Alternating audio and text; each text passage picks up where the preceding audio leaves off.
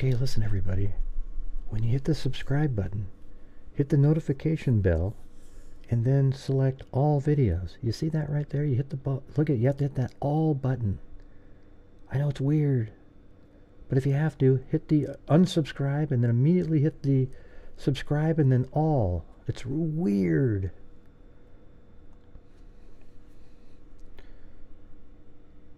That way you won't miss any videos. Hello and welcome. This is Grant Hughes of Grant Hughes Investigates on YouTube. This channel evaluates all aspects of true crime. As you are aware, videos and live streams in this genre often discuss elements of crime that may be disturbing to some viewers. If necessary, take the precautions needed to avoid these feelings. Factual information related to cases is the key to fostering rational true crime discussions. Fortunately, you will find that here. Please hit the like button only once, share the video, and subscribe if you like my content. Thank you very much for watching.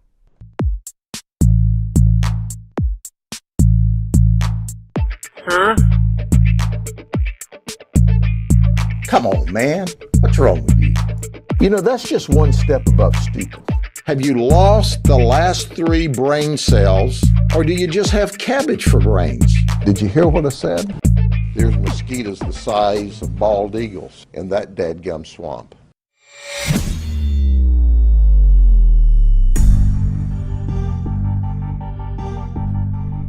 What's going on, freaks? I just gave Blue his medicine a few minutes ago. He's just sitting there. They're both just bumps on a log.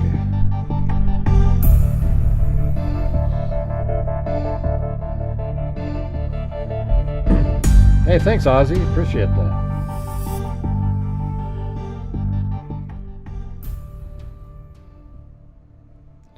Yeah, so earlier we watched the very strange court hearing today where they were supposed to come up with a date for trial, and it seems like in the Kohberger case, and they didn't do that at all. They just sat around ruminating about when to have another meeting, and you know, the same damn thing they talked about last time, speeding up discovery. And in the front row we had a, you know, everybody's heard of resting bitch face, right? There was a lady in the front, one of the attorneys for Kohberger, who sat there with a shit-eating grin on her face the entire time. I don't mean to swear, but that's the only thing I could think of. And what was she smiling about? There was nothing funny or humorous at one time during the entire hearing, right? It was weird. What would you call what she had? Resting psycho face or resting? I don't. You know. I can't think of it. Gosh, Gray, what's wrong with smiling every once in a while, you bastard? Why don't you try it every once in a while? You already said once in a while. I know, but you're. I'm talking to my other. That's pretty funny. Anyways, God, that was so ridiculous. Man. And the judge. I mean, he just seems so, like, just kind of, I don't know, what should I do? It's really frustrating. I mean, maybe he's just trying to be really, you know, doesn't want any issues later, so really open to anything that the defense wants. But then Bill Thompson, whatever the hell his name is, he is, wow. I wish they would just take him the hell off of that case, put that lady in charge, and give her somebody else equally, you know, skilled as she is. And then the defense team, my God, they're trying to get information on Kohberger's relatives because of the, you know, we've got this DNA issue here. Let's try to find if we can pin it on one of his cousins or his sister, maybe. You know, where was his sister, for God's sakes? That's what their attorney was trying to do. I mean, okay, so Anne, you're admitting that it's a kohberger now, okay? You're admitting it's a kohberger because you want to look into other kohbergers. Wow, that's incredible. Okay, well, so it was some other kohberger in Idaho that night, driving around in an Elantra that's similar to... Okay. Yeah, what a ridiculous hearing that was. But I thank everybody for showing up and watching it here on Gray Hughes Investigates. Whose birthday is it?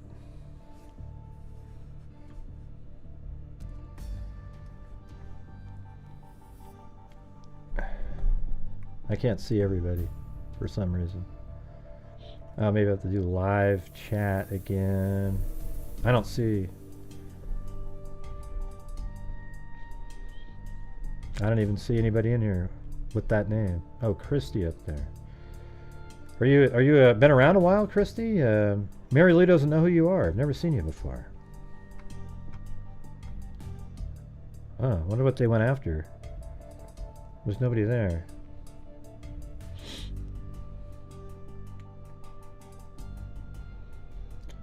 Well, you got to go back and watch it. There's a whole video, earlier show, Misty. You know, I don't really know the point of telling us that you didn't see it, but...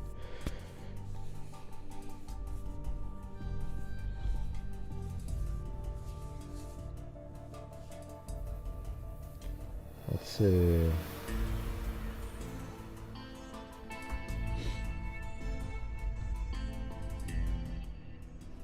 Mary Lou, have you ever seen Christy before?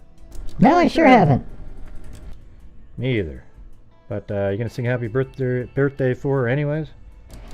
I guess so. Happy birthday to you. Happy birthday to Christy. Happy birthday. Hey, would you at least, you know, pretend that you give a damn, all right, Mary Lou? All right. Okay. Happy birthday to Christy. Happy birthday to Christy. Happy birthday to Christy, who I've never seen before in my life. Happy birthday to you.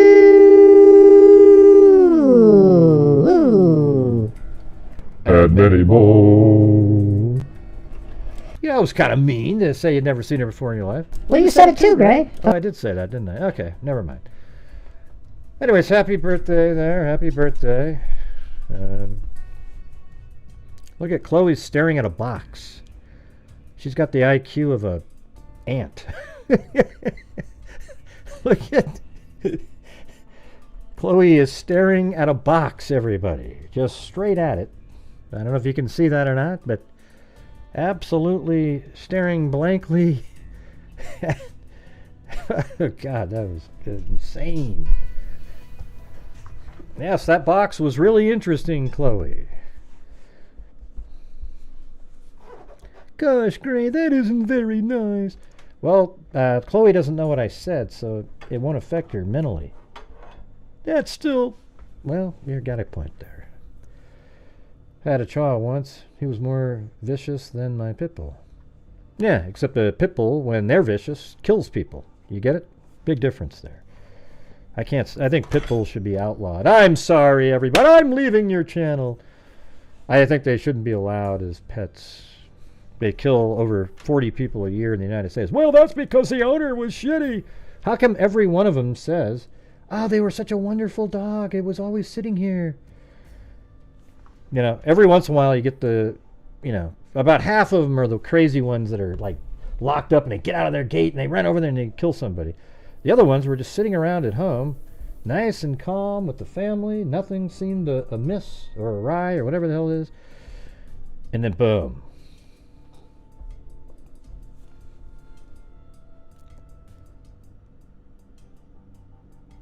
Yeah, Blue's just like, wow, really? Again? Chloe?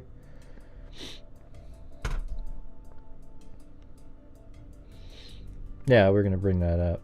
So, anyways, there was something I was going to show you guys unrelated to kohberger first.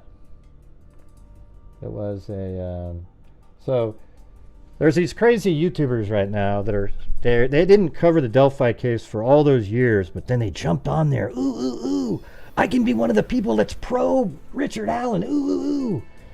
So they're all out there saying stuff like that Richard Allen served in the military for 6 years, and boy, he's almost a war hero. He's the greatest freaking soldier there ever was. So how could Richard Allen then do what he did?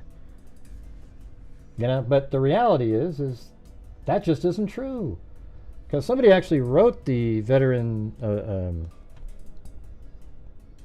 let's see, right here. They wrote a letter to get that information because they were curious about it. And this is about him because it has the right social security number at the end. Now there's a document going around that looks like a spreadsheet where they black out the social security number. It does say Richard Allen, Richard Matthew Allen, but this is factual here, not what you see out there. So this says, thank you for contacting the National Personnel Records Center. The military service information provided in this reply has been extracted from records on file at the center and is released to you under the Freedom of Information Act, as amended in 1974. Richard Matthew Allen served in the U.S. Army from June 5th, 1991 to 7/26/1991. Sounds like he didn't quite cut the mustard, as it were. He was in the military for 6 weeks and didn't quite make it. All right? So, if additional information is needed, the Privacy Act of 1974 requires the written consent of the individual. So, you need Richard Allen to give you more information as to why he was removed. So, when you hear these idiots out there on social media spouting about how he's been in the military for 6 years, he's the greatest person on the history of the planet, everybody. It's Richard Allen. He didn't quite make it. All right?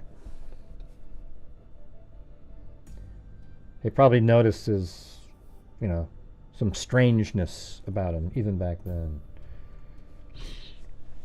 All right. Well, anyways, you guys, if you this is the final day until our tomorrow night's donation night, which is, we do one last night push in the first hour and then send money into various places out there depending on, it's from the income from the channel. All right. So if you're out there and you can help support the channel tonight too, that would be great. So we can have a nice little flow going into tomorrow. All right. So thank you. Richard Allen served 6 amazing weeks in the military. He was one of the top recruits in the history of our country. In fact, he was so good, they got rid of him because he was making everybody else look so bad. They just couldn't take it. Okay. Yeah, that's right. That's right.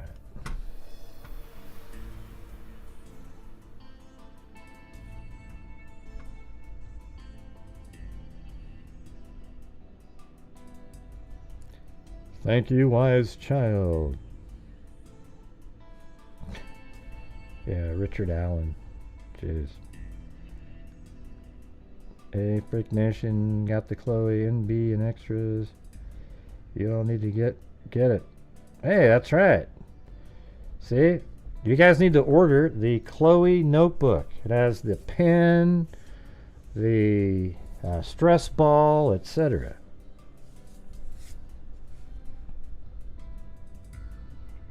Yeah, what are you talking about, band, Zozo? What are you talking about? Band here. What? Just sort of this random band here. And nobody knows what you're referring to. Oh, pit bulls. Okay. Now they should be. God, that isn't very nice, Gray.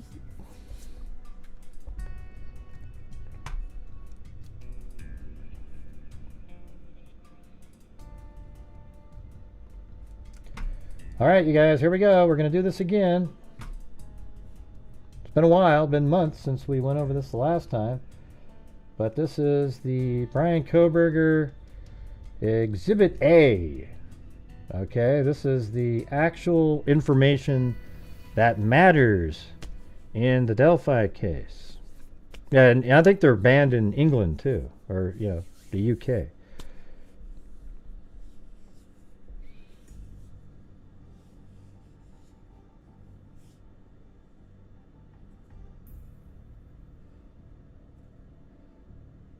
Are you saying thank you to Alan's service, Ozzy?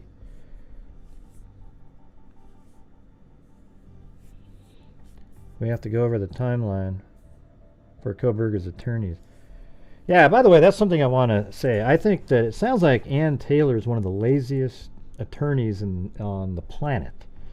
I think put a 1 if you had all the discovery in this case, wouldn't you be reading it every second of every day? Like, oh my God, let me see the ooh. She doesn't even look at it. She just scans it in. Yeah, maybe some other time. Wouldn't you want an attorney that at least kind of is up to date and kind of, hey man, ooh, wow, something really crazy just came across. I saw that. She just scans it in and files it away.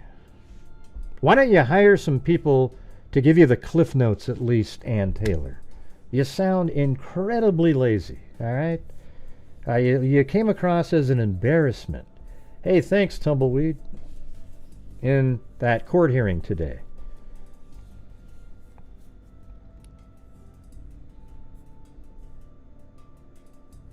Yeah, and it's weird how people say the timeline just doesn't make sense. I heard somebody say that in Richard Allen's case. The timeline doesn't make sense. What are you talking about? It makes all the sense in the world. There's nothing confusing about it. God, it just makes me nervous. There's just too many dumb people. I mean, it's okay if you don't think somebody did something, but don't deny factual pieces of information merely to support your idea.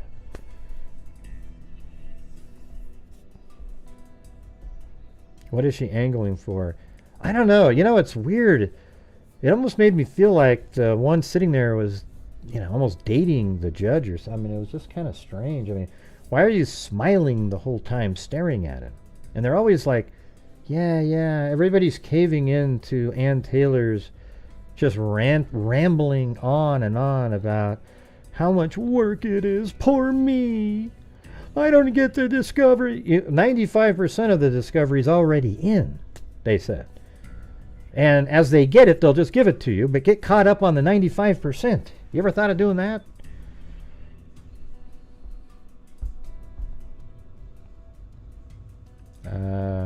Holding I'm a fart. What does that mean, Ozzy?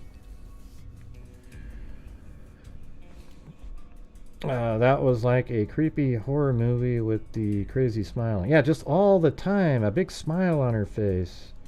It looked like that was what she had. She had surgery to implant a smile.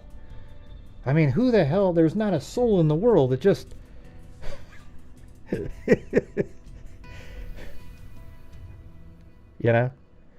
Like, would anybody go, well, there's some murdering today? I mean, you look like just a maniac. Just like I look like. Yeah, come on, you guys. Just sits there. Oh, God.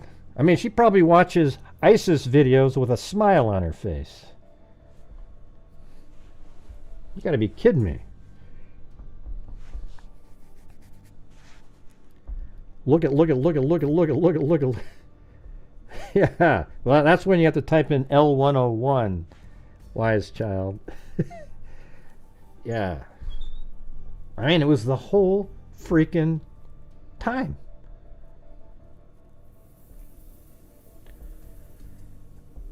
Yeah, I don't know what was going on there, to be honest with you. Okay, L101. All right. You guys ready to do this? It's always interesting. You can always think of something else. Something always pops up. Yeah, I thought he was ready to just give out an ultimatum date. Instead, he was still hashing out, okay, you want to hear something, guys? This trial is likely not going to happen in 2005. but the way it's going. Because remember, she started talking about, and then we can do motions for this and motions for that and motions for the, and we just don't know what that's going to be till we get all the discovery in, and then we can start the motion processes, and then, you know, it's just, I think 2006 is looking more likely. Isn't that sad? 2 more years of just sitting around.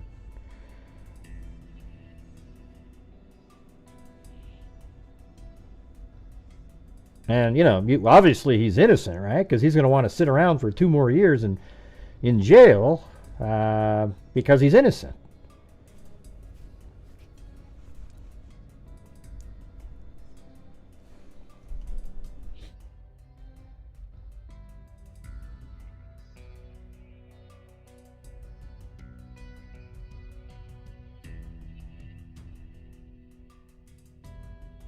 Hey, by the way, how come you guys like the wide shot where you can barely see them, but it's both screens? I like it when you just switch it up all the time. You know, go to the wide one, go to the closer up one, go to the other one. Know what? Nobody knows what you're saying, Cheryl. Let's see. Yeah, 400 witnesses. Interviewed for what?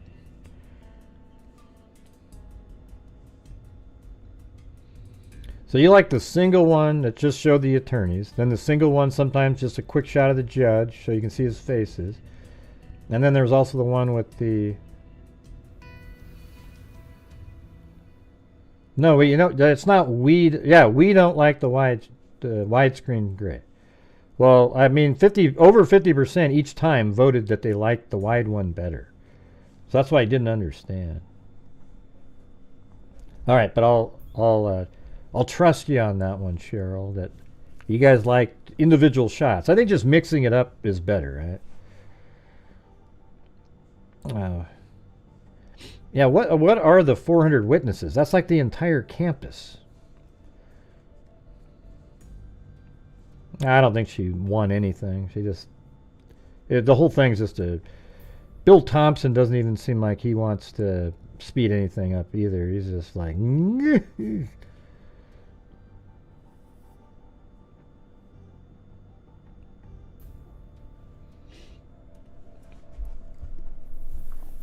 All right, here we go. This is the probable cause affidavit, the Exhibit A, written by statement of Brett Payne. There's another statement written by the other officer.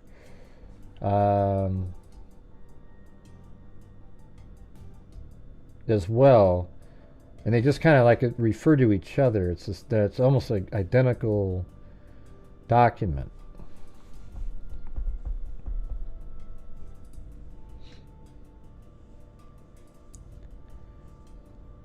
Yeah, I think it's too big of a job for Bill Thompson. Or is it Thomas? What's his last name again? Thompson? I think they should have hired a hired prosecuting gun to come in. Like just an absolute, you know, just some awesome prosecutor, or just not a judge, a prosecutor. Somebody that's done it before. They know what they're doing. I mean, hell, the attorney in the Murdoch case was pretty good. He was able to work through it. He knew what he was looking at. But he's not even one of the best ones.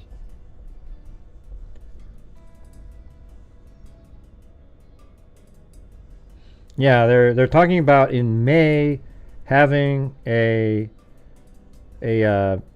hearing on change of venue. That's how far away we are here. And then the judge told us, because we were all so dumb, he said, yeah, I'll definitely have the change of venue before the trial starts. Yeah, doesn't that make sense, everybody? I mean, you'd want to know if you know, before you start the trial, if it was in a different building. In a whole different part of the state. But thank you for letting us know.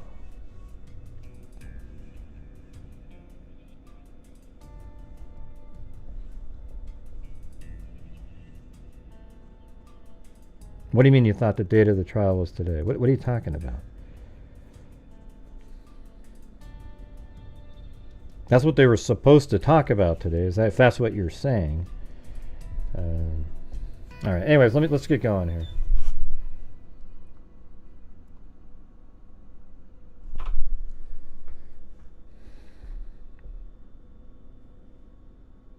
Oh yeah, that part was funny. The alibi portion, I guess we can talk about that for a minute. It was hilarious. So they just go, yeah, we have an alibi that he was just driving around that night. That's not an alibi. An alibi would be if he specifically mentioned where he was driving around. Then it could be either disproven or proven via the cast information, cell phone information. So what they're trying to do is, we won't provide you exactly where he is until our expert comes in and looks at the cast information. Then we can tailor his full alibi to what we are going to claim the cast information says. You get it? That's exactly what they're doing here. What should be required is, if I was a judge, I'd say, I'll let you use the cast information at trial, but I will not allow you to use it to fill in the blanks in your client's alibi.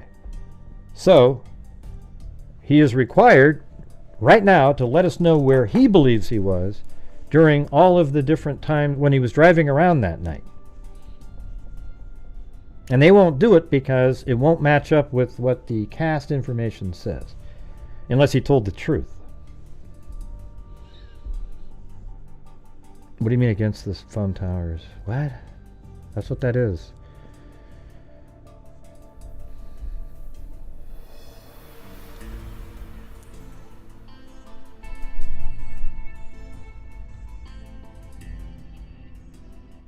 Every time I'm about to start, somebody types something else in. Okay.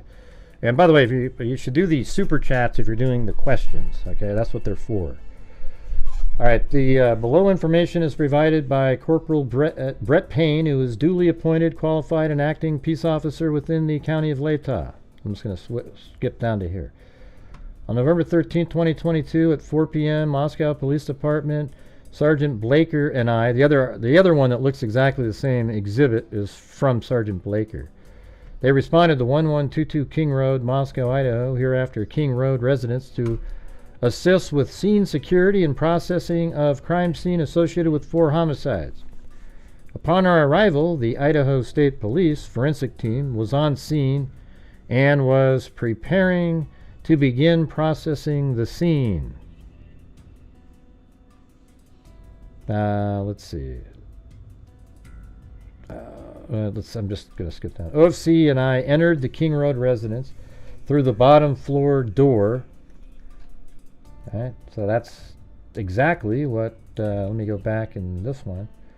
So he goes through the bottom. This is outside the house right here. See, watch. That's the character right here. He's about to go inside the house. Goes inside. He doesn't go down into Bethany Funk's room. So right after going through that door that you're looking at right there, that's the main door, he went upstairs like this and just like this, except the door was probably, I don't know if it was partially opened or whatever, but it says,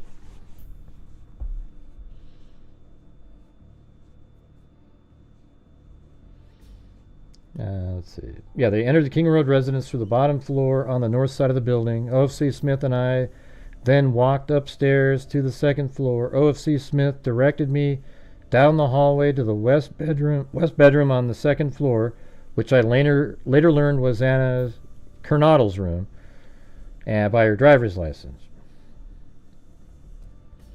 Let's see, Kernodle. Let's see. Well, just before this room, there was a bathroom door on the south wall of the hallway.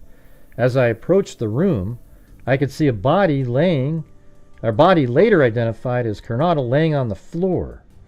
See, that's why I have it the way I have it now.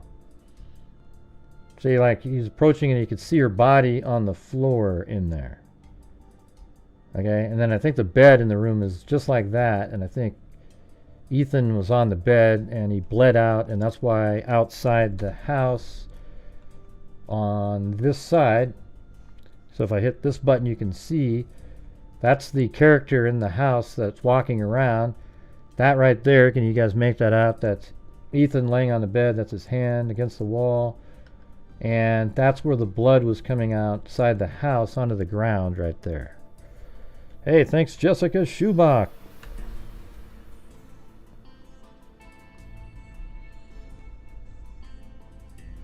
And by the way, who else on YouTube is showing you this case with this type of detail here? Nobody. And that's the answer. Alright. So then, as I approached the room, I could see the body later identified as Kernodle laying on the floor. Kernodle was deceased with wounds which appeared to have been caused by an edged weapon. Also in the room was a male later identified as Ethan Chapin, hereafter Chapin. Chapin was also deceased with wounds later determined in the autopsy report provided by Spokane medical examiner Veena Singh, dated December 15, 2022, to be caused by sharp force injuries. Man, that sure took her a while. I mean, that's over a month later. I then followed OFC Smith's upstairs to the third floor of the residence. The third floor consisted of 2 bedrooms and 1 bathroom.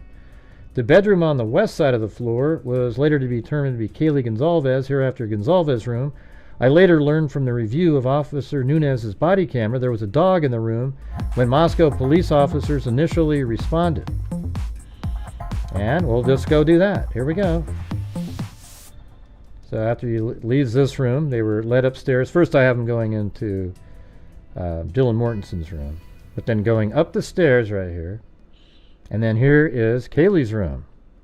And there's a sliding glass door that goes out there, and there's Murphy the dog. And then exiting out, this is a bathroom here. This is Madison Mogan's room. Thanks, Allie Cake. And welcome, Callie Sandy RN.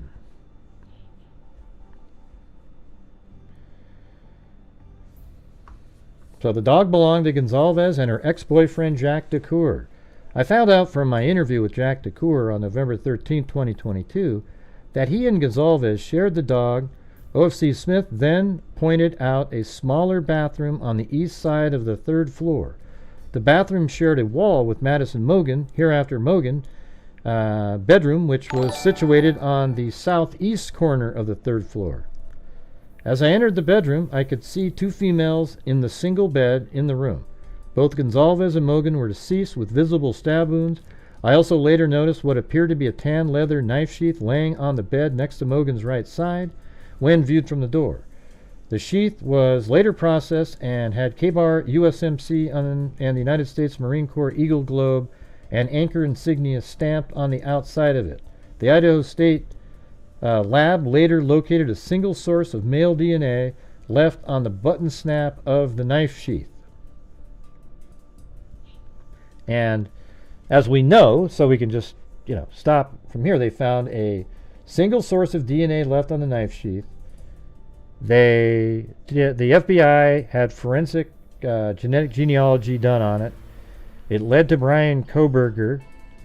They then went to the house and surreptitiously collected trash out of the garbage can at the parents' house. And they were unable to find Kohberger's DNA in there, but they got his biological father's DNA. And the reason they weren't able to find Kohberger's DNA in the garbage can was because he was meticulously removing the garbage from the garbage with wearing gloves and placing it into little plastic bags and putting those pieces of garbage in the neighbor's garbage can.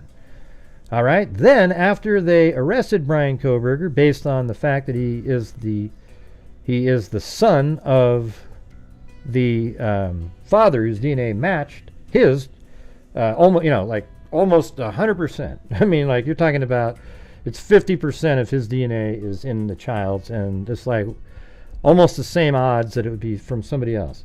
So anyways, it doesn't even matter. It was enough to arrest him.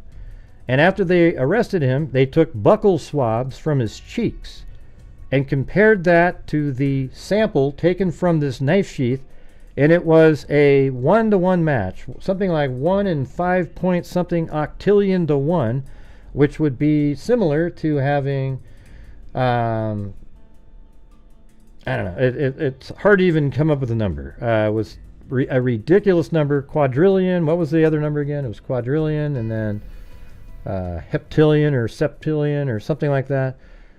Planet Earths, you'd have to have way like 6 septillion, I think is the number we came up with.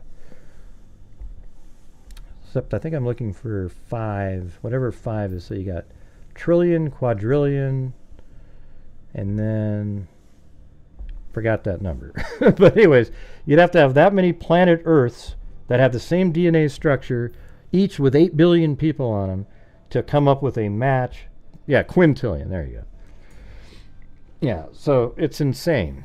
There is no other person. It is Bryan Kohberger's DNA on the knife sheath. Okay, so we all know that, right? Everybody admits that the DNA that was on the knife sheath is Bryan Kohberger's, right? No, octillion was a different number. I'm coming up with quintillion because I was trying to compare it to planet Earth's. But the number's so large that even that doesn't ring a bell with anybody. Because we all know the number billion and we know the number trillion. Okay? And then there's quadrillion, which we hardly ever hear. And then quintillion is after that. You'd have to have something like 1 quintillion planet Earths with the same DNA structure with 8 billion people on the planet to come up with one person that might be the same as Bryan Kohberger's, because he was, I think, 1 in 5 point something octillion to 1. All right, so I'm doing the planet Earth comparison because that makes more sense to people. Unfortunately, quintillion isn't a number that anybody is thinking about or can relate to, so it's not even a good example to do that. You get what I'm saying?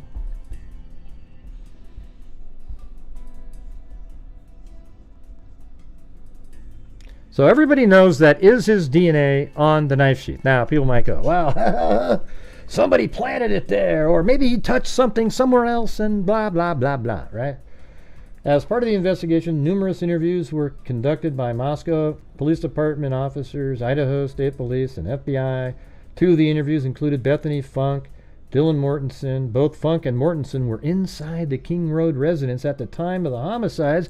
Therefore, they must be the killers, apparently, according to a bunch of YouTubers and wackos out there. They have absolutely nothing to do with it, okay? How do you know, Gray? Maybe one of them sold drugs to Kohberger on a nightly basis, and he would always drive around for 45 minutes waiting for his score.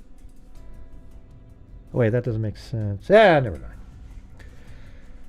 mind. Let's see. Both Funk and Mortensen were inside the King Road residence at the time of the homicides and were roommates to the victims. Funk's bedroom was located on the east side of the first floor. But anyways, let me go back up here. And this is when they were going into Madison Mogen's room right here. Look, right there.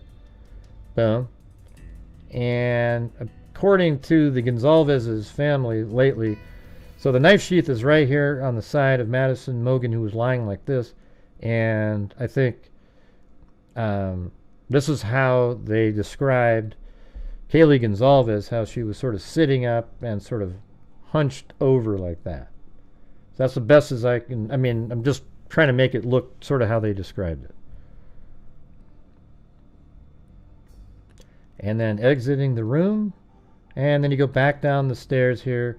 Just to the right there is Dylan Mortensen's room. And then this is the kitchen. And that would be how you would leave the residence right there. Through the sliding glass door, in the kitchen, out to the cement patio.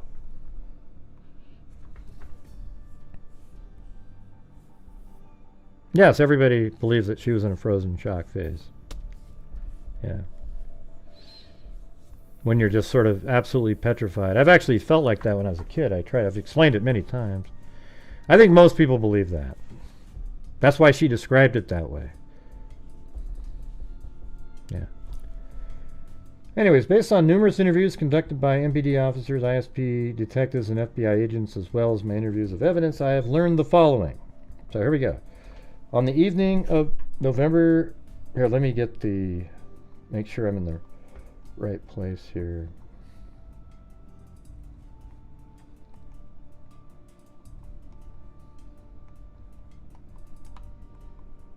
Yeah, probably like that.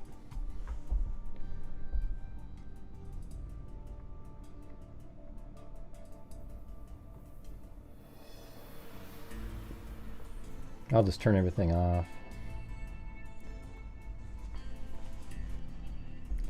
And don't forget to hit that like button, everybody. We only got 138 likes with 368 people watching. It's pretty easy. We'll just pause the show until we all hit that like button.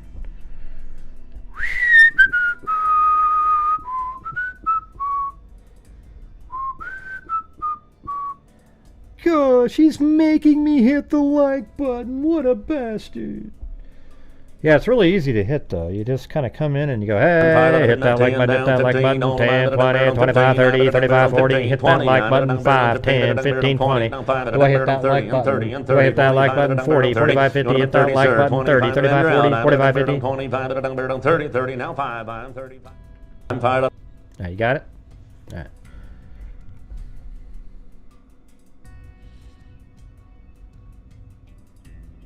It only got 33 likes off of that. That should have been, you know, come on. So anyways, Gonzalez and Mogan were at a local bar, the Corner Club. And I guess I'll have to turn it back on. Jeez, what is it, that one? Yeah, there you go. So the Corner Club is, where the hell are they downtown? I think it was right here. There you go. That's the Corner Club. There's video of them walking out this way. There's a camera right on this building. That's the famous, what did you say to Adam? And then they walk down here and they go to a grub truck. All right, so it's all listed in here. So on the evening of November 12/22, Chapin and Coronado are seen by Funk at the Sigma Chi house at the University of Idaho campus at 735 Nez Perce Drive from approximately 9 p.m. on November 12th to 1:45 a.m. on November 13th. Funk also estimated that approximately 1:45 a.m. Chapin and Coronado returned to the King Road residence. Funk also stated that Chapin did not live in the King Road residence but was a guest of Coronado. Gonzalez and Mogan were at a local bar, the Corner Club, at 202 North Main Street. But before we get to that, just to, you know, show everything, this is the Sigma Chi house right here. It's really close. I mean, you can go down the street view even here and just see. See, that's the Sigma Chi house, and I wonder if you can see the house still by kind of coming over here. Yeah. Yeah, that's the house right back in there. Right, so there's Sigma Chi. Everything's really close to each other. If you guys watched any of my live streams or any of the videos I've put out when I was there driving around, you'd see it's just ridiculously close.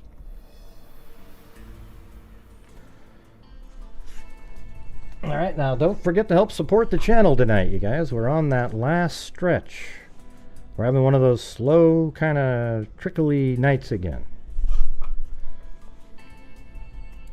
All right, so Gonzalez and Mogan were at a local bar, the Corner Club, at 202 Main Street in Moscow. Gonzalez and Mogan can be seen on video footage provided by the Corner Club between 10 p.m. on November 12th and 1:30 a.m. on November 13th. At approximately 1:30 a.m., Gonzalez and Mogan can be seen on video at a local food vendor called The Grub Truck at 318 South Main Street. We've all seen the Grub Truck video in downtown Moscow. The Grub Truck live stream video from their food truck on the streaming platform Twitch. I think the Grub Truck video really propelled this case into like a stratospheric interest level. The Grub Truck live stream video from their food truck on the streaming platform Twitch, which is available for public viewing on the website. This video was captured by law enforcement. A private party, Eric Grower, reported that he provided a ride to Gonzalez. So, I mean, this document actually has the names of people in it. At approximately 1:56 a.m. But that, you know, giving a ride at that time has absolutely nothing to do with the case. But they're saying that approximately 1:56 a.m. from downtown Moscow in front of the grub truck. So he gave him a ride. They got home probably at like 1:58 or 1:59, something like that. Well, thanks, Mustang Sally. Mortensen and Funk both made statements during interviews that indicated the occupants of the King Road residence were at home by 2 a.m. and asleep or at least in their rooms by approximately 4 a.m. This is with the exception of Kernodle, who received a DoorDash order at the residence at approximately 4 a.m. So just keep that in mind. A DoorDash delivery came in around 4 a.m. I appreciate you, great. Well, thank you. Yeah. So just remember that. Mortensen stated she originally went to sleep in her bedroom on the southeast side of the second floor. Mortensen stated she was awoken at approximately 4 a.m. by what she stated sounded like Gonzalez playing with their dog in one of the upstairs bedrooms. So Mortensen stated she was awoken. So Dylan Mortensen, so if we were going to use, well, we could actually look at this one. Go back up to here.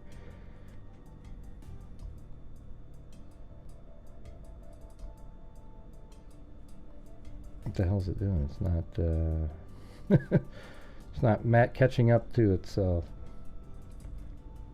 Well, anyways, Dylan Mortensen's room is this one. It's, well, you can't see it from here, so I'll just use my model instead. Oh, there you go. We got caught up. So that's Dylan Mortensen's room right here. And the murders of Madison Mogen and Kaylee Gonzalez were up here. Hold on a second.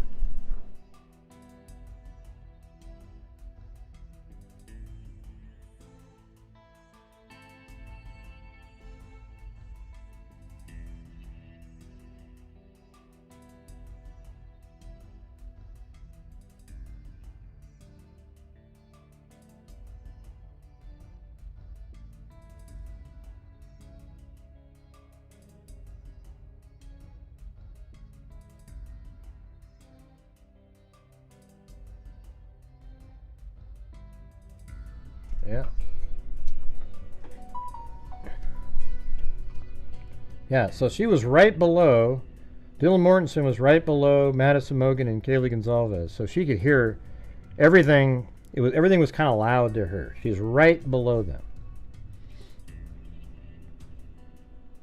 And if you look at this, go back a little bit from the beginning. That's going through the front door. Now we're going to be going up the stairs. Right through that wall right there is Dylan Mortensen's room. You know, that's Xana's room. So down here, she wouldn't hear this as well, but it's still just right there is her room. So now if you go up these stairs, right above her head is Madison Mogen, and so right up above is Madison Mogen and Kaylee's room. In fact, part of this room takes up the bathroom, so Madison is right up here. Hey, thanks, In America. Thanks for thinking of me. And then going up the stairs, and at the top here, right there, so just below this room is, and see the balcony right there? If you go to the 3D Studio Max model, actually we don't need the 360 degree model. See, that's the window looking out onto that deck that is shared with Kaylee Gonzalez's room over here. It's around the corner. So there's the window that we were just looking out of right here. See the deck right there? And they're right there.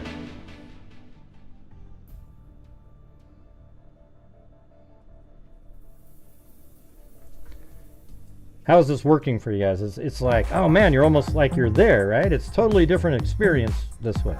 But great! Dallas Rose. Thank you. But great! Smiley face. Yeah, so what do you guys think of this? Isn't this really, looking at it like this, it feels like people when they see it should just totally understand the case. You know? I don't know how to make it any better.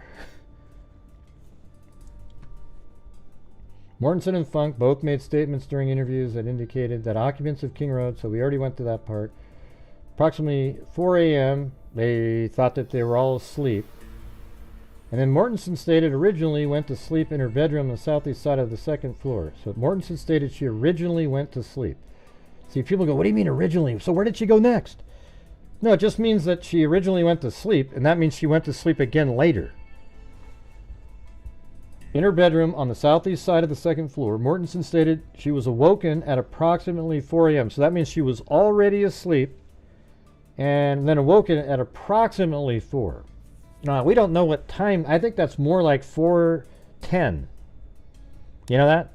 I think it's 4:10, and that's around 4, right? I mean, so... And there's... Because here's the thing. At 4 a.m., Kohberger wasn't even there yet. He wasn't in the house till like 4:09.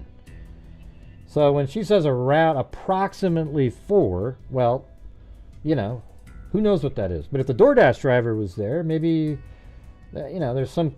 The dog heard the DoorDash driver and was running around in the room and maybe was jingling like, hey, who's here? Here's who. You know how dogs do that when somebody pulls up to the house. So maybe it had its collar jingling around upstairs and that's what she heard. We don't know.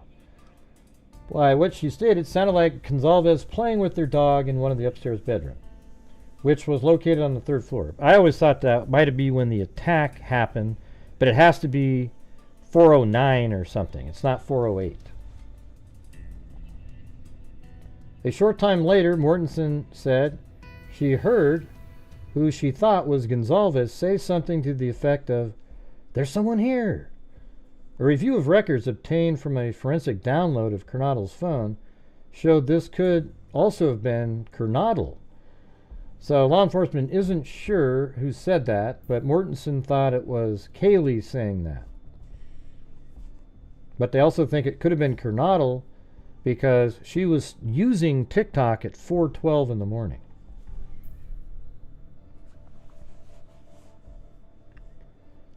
Thanks, Ivan Victor. Mortensen stated she looked out her bedroom but did not see anything. So when people go, how could Dylan not have heard anything? They are just high, like they're smoking crack, or they're willfully ignorant. Why do you think she looked out her door all those times? She was psychic? Come on, everybody. Mortensen stated she looked out her bedroom but did not see anything when she, quote, heard. Did you hear that, everybody? The comment about someone being in the house. Mortensen stated she opened the door a second time when she heard what she thought was crying coming from Kernodle's room. Mortensen then said she heard a male voice say something to the effect of, "It's okay, I'm going to help you." At approximately 4:17 a.m., security camera located at 1112 King Road residence, immediately to the northwest of 1122 King Road, picked up distorted audio of what sounded like voices or a whimper, followed by a loud thud. A dog can be heard barking numerous times starting at 4:17 a.m. The security camera is less than 50 feet from the west wall of Kernodle's bedroom. I think it's more like 60 feet.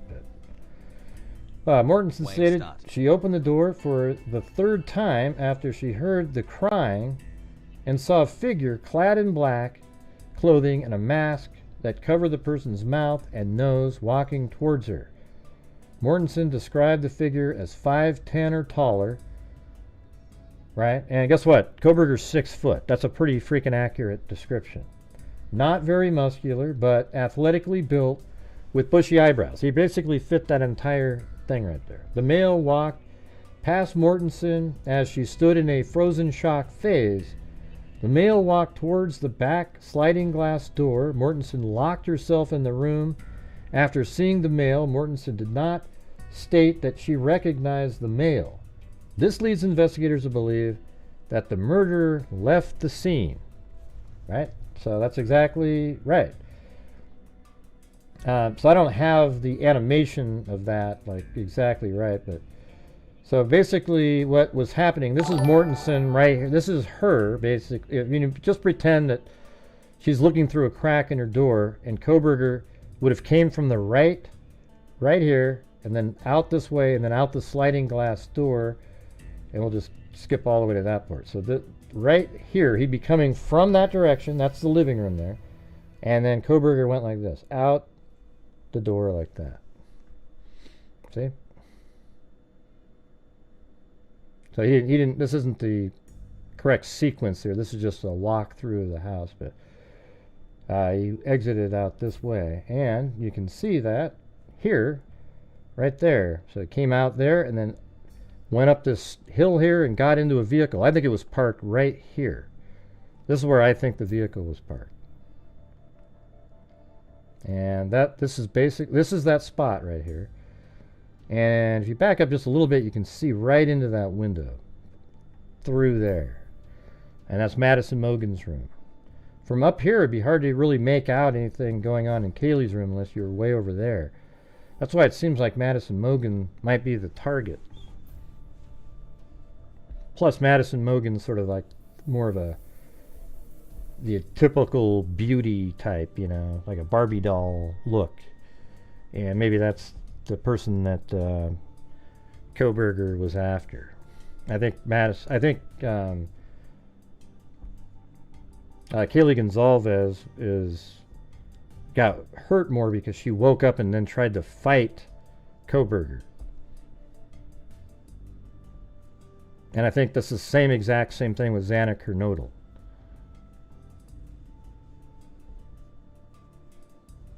See? Hold on. Hey, Val B, we don't do that. You sound like a lunatic. I'm sorry. Dylan Mortensen and Bethany Funk have nothing to do with the murders. Okay, I know that's cool to be talked about with the clowns and the UK guy and all these other people always wishy-washy coming up with stuff. Bryan Kohberger's the killer. He killed Madison Mogen, Kaylee Gonzalez, Ethan Chapin, and Xana Kernodle. That's a fact. It is not, Gray. There hasn't been a trial yet. Well, in my opinion, it's a fact. And I don't care if you don't think so because of some wacky YouTuber told you something different. I'm going to tell you this right now. I know I've seen the videos because people go, Gray, have you seen this garbage? I go watch it, and it's astounding. And it's astounding how many of you out there believe the garbage that they sell you. So on this channel, we go over the probable cause documents. Sometimes facts are updated and changed a little bit, and everyone goes, oh, see, why'd they do that? Well, they came up with better information. I got to tell you, it's embarrassing as hell to watch so many of you. Now, I'm not talking directly at ones that don't think this way, but you know who you are that are watching, and you believe the crazy crap that you could only have gotten from other wacky YouTube channels out there. That's it. You didn't come up with it on your own. You weren't sitting around reading documents. You heard it somewhere, and now you believe it's true. That's the reality. Fake news. Fake news. All right, anyways. Frozen shock phase. The combination of Mortensen's statements to law enforcement, reviews of forensic downloads of records from Funk and Mortensen's phone, and video of the suspect video as described below leads investigators to believe the homicide occurred between 4 a.m. and 4:25. Well, I can tell you for certain that this can be 4:08 here, not 4, and I can tell you for certain it's 4:20, not 4:25. Now they say, well, why'd they do that then? Why'd they do? That's just how they do it. Just like in the Delphi case, they wanted to know who the driver of the vehicle that was parked at the abandoned CPS building between noon and 5 o'clock, when they know for damn sure the car got there around 1:30. That's just how they say it.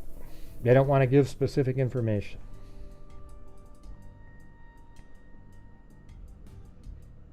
How come you removed reporter room's a positive comments for once?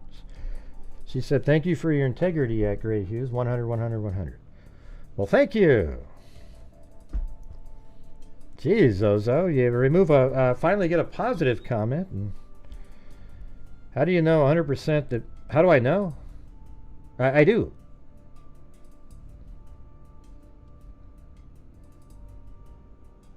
I mean, I've made so many videos on it. What have you been doing? Hey, Linda, have you ever watched any of my videos? I'm just curious.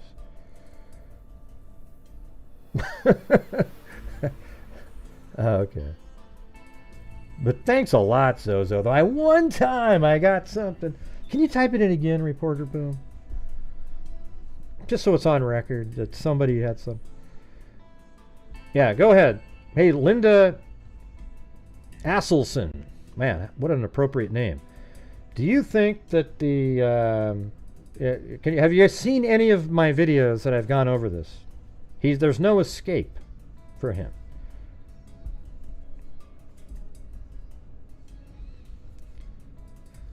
Let's see. Yeah, it's obvious with the info we have. Yeah. Yeah. Hey, thanks, Michelle H. up there.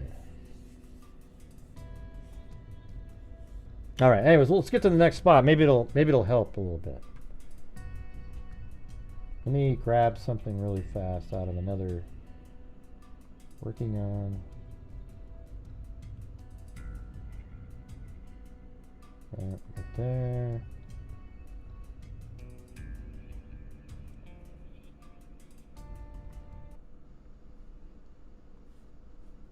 Yeah, so we're almost into this section here. Okay, we're almost into this section.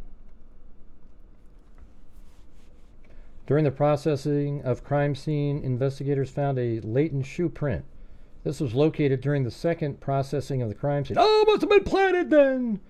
By the ISP forensic team by first using a presumptive blood test and then amino black, a protein stain that detects the presence of cellular material. The detected shoe print showed a diamond-shaped pattern similar to the pattern of van-type shoe soles just outside the door of Mortenson's bedroom located on the second floor. This is consistent with Mortenson's statement. So it must be that the direction of the footprint was facing out, because he'd walked by there already once because he went up the stairs. But I guess if it's right outside her bedroom, well, if he went upstairs first, he would have had to pass over that threshold by her door anyways. So they must have an idea of the direction of the footprint to have it corroborate what Bill Mortenson said.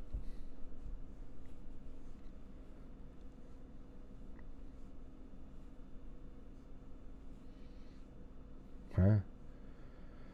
Let's see. Yeah, it's awful. And then after going through that night, having to have so many judging and accusing them. Yeah.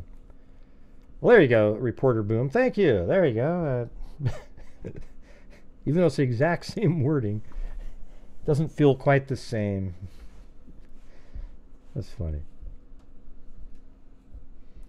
As part of the investigation, an extensive search, commonly referred to in law enforcement as a video canvass, was conducted in the area of King Road residence. This video canvass was obtained by footage from the early morning hours of November 13, 2022, in the area of King Road residence and surrounding neighborhoods in an effort to locate the suspect or suspect vehicles traveling to or leaving from the King Road residence. This video canvass resulted in the collection of numerous surveillance videos in the area from both residential and business addresses.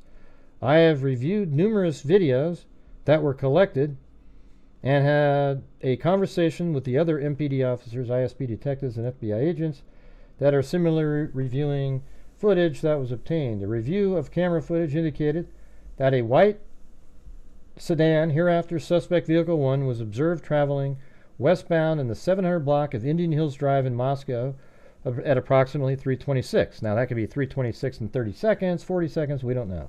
And westbound on Steiner Avenue at Idaho State Highway 95 in Moscow at approximately 3:28. Now, on this show, I actually literally on the air, live, drove from there, and it is exactly the amount of time it's telling you. We've done it.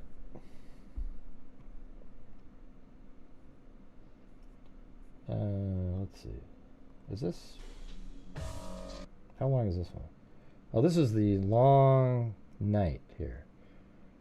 So, hold on.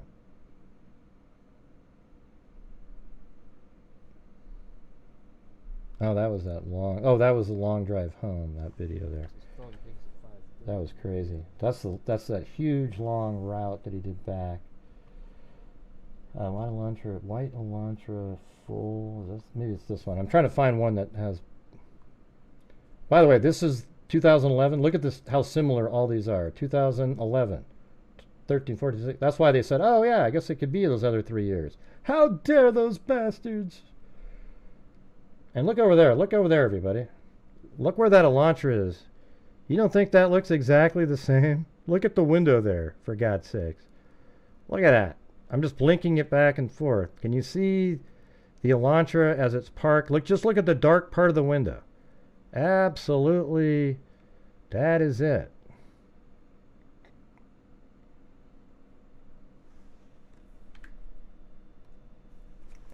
So anyways, what they just described there is that at 3:26, the car came right by here at 700 Indian Hills Drive. It takes 2 minutes to get from there, come all the way over to here, and to right here at this A&W. So that is the Steiner and Highway 95 that they're talking about, because an A&W here has surveillance cameras on it that picked up the vehicle driving by, and it's on that camera that they showed that it had no front license plate.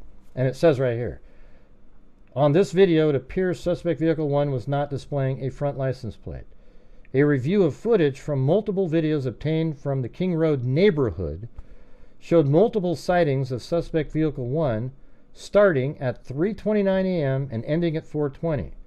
These sightings show suspect vehicle 1 makes an initial 3 passes by the 1122 King Road residence and then leave via Willanta Drive. So it does sound like it might be accurate when somebody said that it leaves on Willanta Drive, but it doesn't leave each pass on Willanta Drive because it loops the other direction. All right. Based off my experience as a patrol officer, this is a residential neighborhood with a very limited number of vehicles. So right there it says it's starting at 3:29. And so 3:29, I've seen it. There's a still frame of surveillance footage right down Linda Lane right here from this building that shows looks like a white Elantra, a white car from a distance at 3:29 and like 46 seconds driving by right here. And then just moments later, you'll see here in a second. Watch this. Suspect vehicle 1 can be seen entering the area a 4th time at 4:04 a.m. It can be seen. Now this is what's interesting about it. So it says 3:29, and then it really just discusses the final pass, if you want to call it that. And so we go to the. Let me get a different video out. I think it was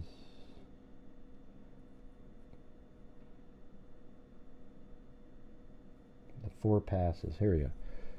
This video right here. So this is, now look what time it is up there. So remember it said 3:29, it was out on that street. And then right here at 3:31, it comes around, and you can see it. Right here. Driving by, 3:31. All right, then I'll skip it forward. Now it's 3:38. It does it again. This is the 2nd time. Sounds exactly the same. It's the same white Elantra. and it's heading back behind the building over there.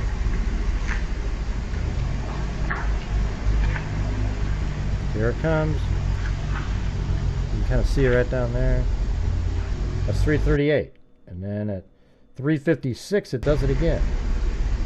Same vehicle, same profile, everything. Driving back behind me. Okay, then we go all the way to 405. And I've done all the videos. I'm literally in my car doing these same things. So here's 405. It was seen, remember how it said it was seen coming back in the area at 404? Because it was that same camera. And look at it, it's a minute 32 later. So let's see what it said earlier when it was, remember how it was 329? And I think it was 46 seconds. Let's see how far. Okay, so that's a minute 50 after 330. So it's really only about a minute 12, because I know it was 329 in like 46 seconds. So about a minute 12 it took that one. Then the last one, it entered the area at 404. So likely it's on that camera at, let's see when we see this, probably at 404 and 8 seconds. Because it probably took a minute 12 also. So here it comes. And here's that. In this one though, it turns around right here. See that? I think I moved it forward too far. So there it is, stopped right here. I'll just start that part over again so you can see the whole motion there. So the one that they mentioned at 404 is right here.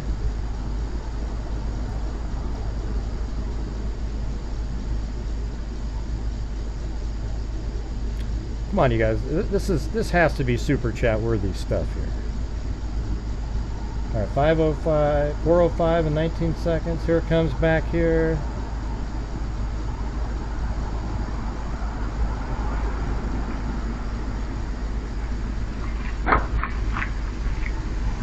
There it is.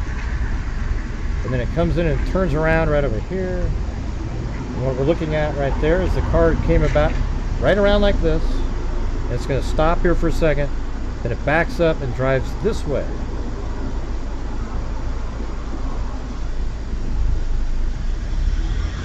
It's going to back up there.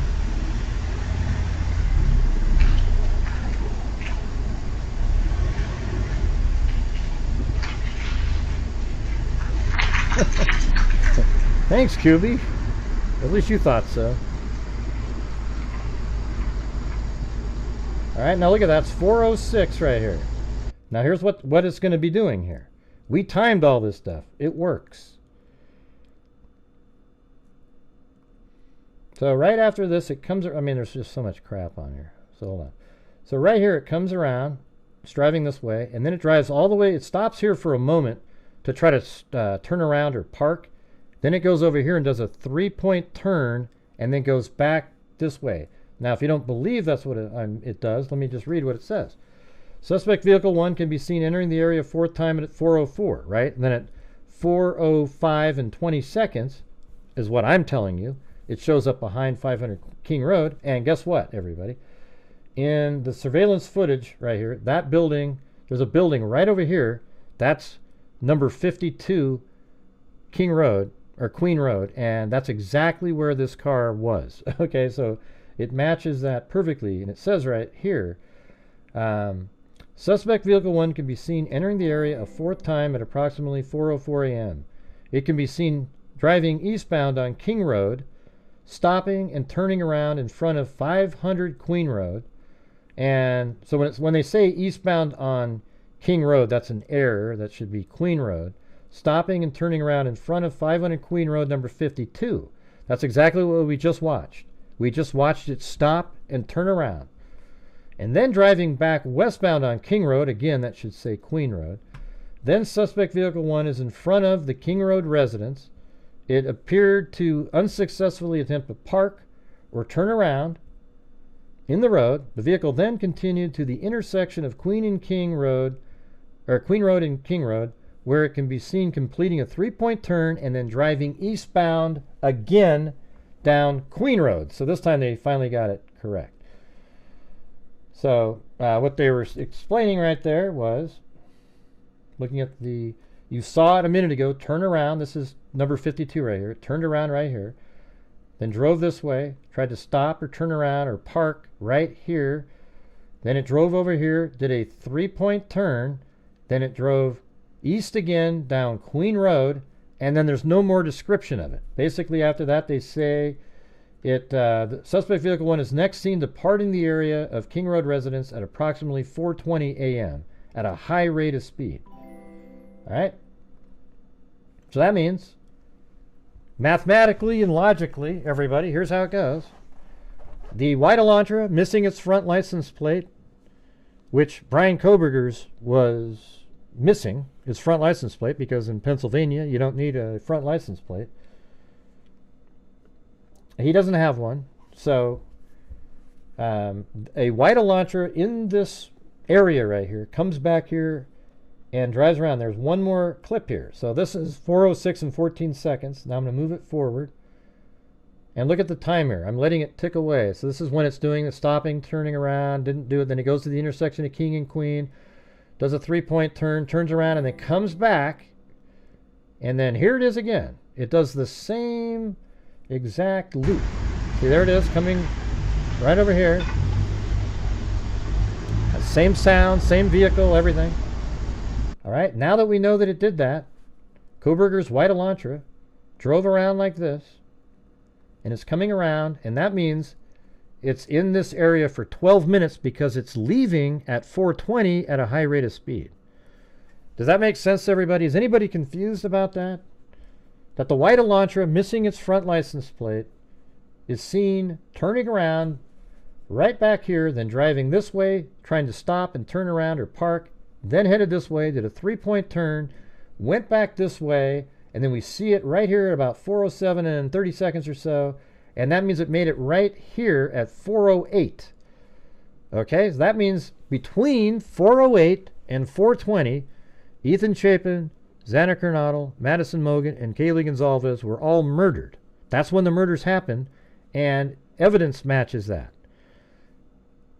And then also, during that same 12 minutes, everybody, a knife sheath was left on the bed of Madison Mogan that had the DNA of Bryan Kohberger, thus proving that the white Elantra driving around without its front license plate is his. Now, when you say prove, I mean statistically, whose else could it be? Okay? And his phone was turned off during this time, as we'll find out later.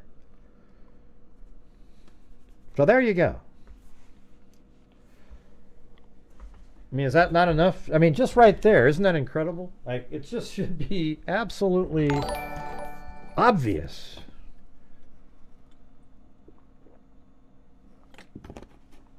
And that car, you've got these channels out there that a lot of you watch that tell you that this camera here is filming some other cop car or something. And yet it matches what the probable cause document says perfectly. They know exactly what they're looking at here. They know exactly what they're looking at. In fact, they have surveillance footage that looks this clear. This is looking from, hold on, let me show you. That's what you get on this channel. Right there, there was a camera right where that light is, and it's filming over here. Now, remember that house right there? See that? You got a 3-story home. Just kind of look at that. The driveway, etc., etc. We'll go back to that picture, and there it is. There's the 3-story house. Here's the camera, and this is that same night, this 156 here.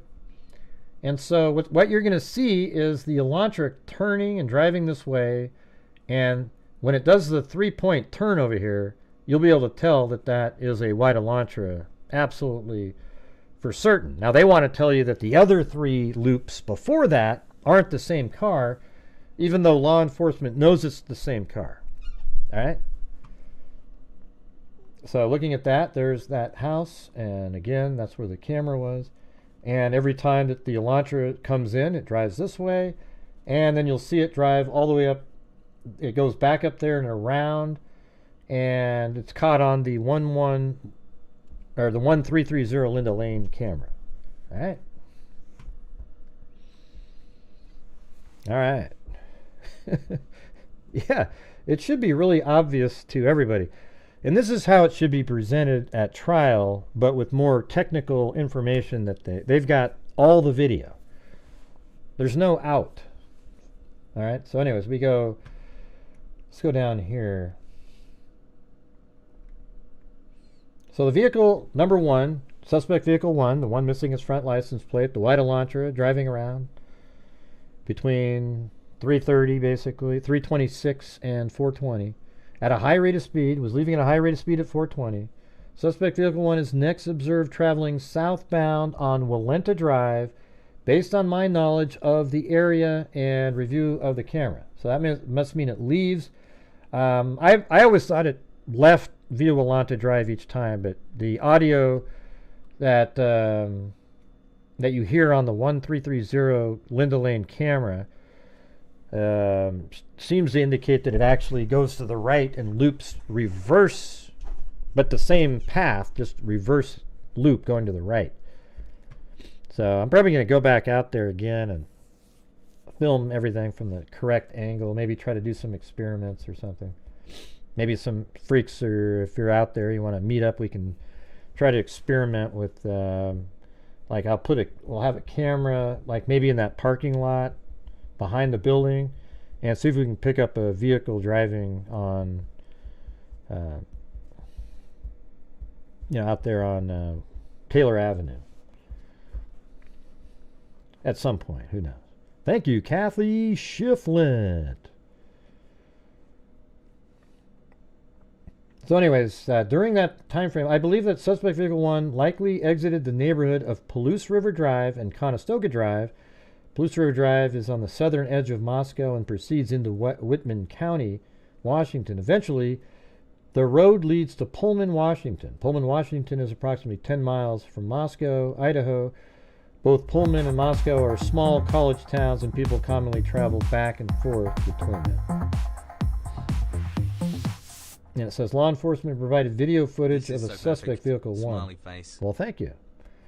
Law enforcement officers provided video footage of suspect vehicle one to forensic examiners with the FBI that regularly utilize surveillance footage to identify the year, make, and model of an unknown vehicle that is observed by one or more cameras during the commission of a criminal offense. The forensic examiner has approximately 35 years of law enforcement experience, with 12 years with the FBI. His specific training includes identifying unique characteristics of vehicles, and he uses databases that gives visual cues. After reviewing the numerous observances of suspect vehicle one, the forensic examiner initially believed that suspect vehicle one was 2011 to 2013 Hyundai Elantra. Upon further review, they indicated it could also be a 2011 to 2016. And people go, oh my God, they changed it. They changed it, everybody. But look, here's 2011. I'll just play the damn video. Here it is, 2011, right? Let me do the one where it speeds it up. Do I do it again at the end? How about right there? 12. 2011, then this is 2012. Look at, they all look the same. Watch this. Still got that line. Sometimes the lights in the back are a little different. 13, 14.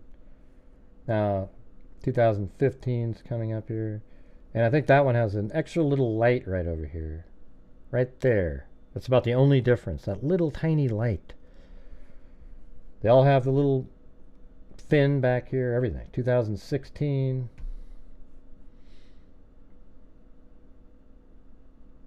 And I think this is a quicker one. Let's try that one.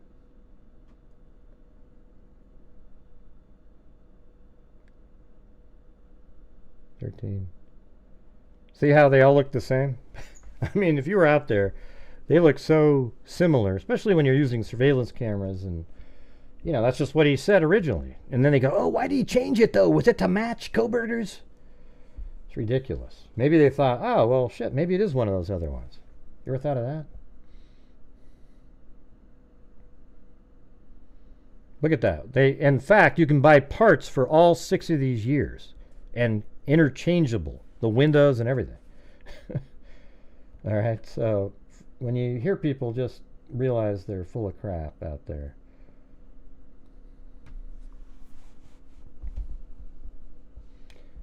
Let's see. So anyways, down here, that was this part right here.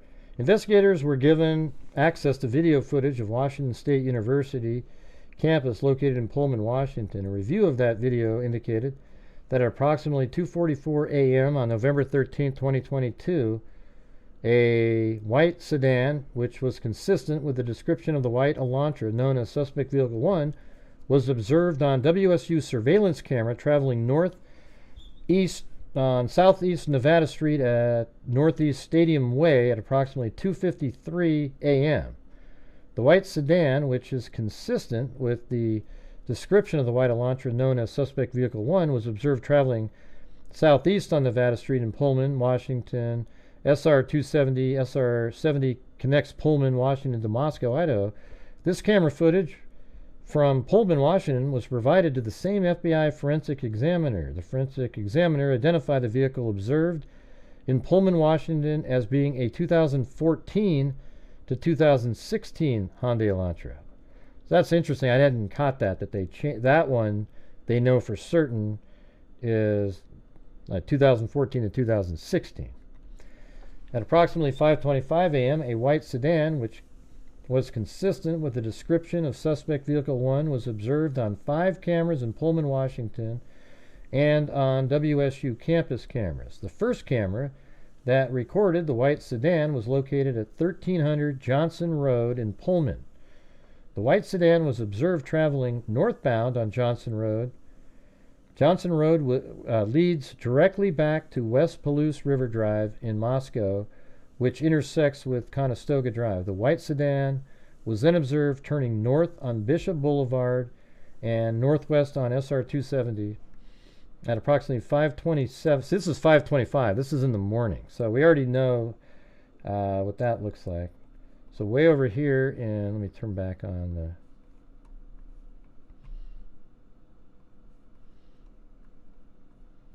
This is Johnson at 525, 1300 Johnson Avenue. A camera here picked him up coming this way.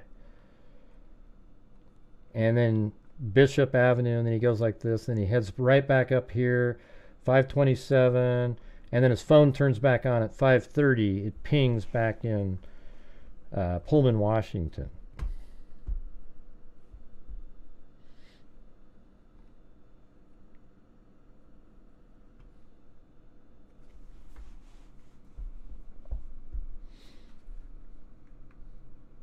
Depiction showing white Elantra path. Okay.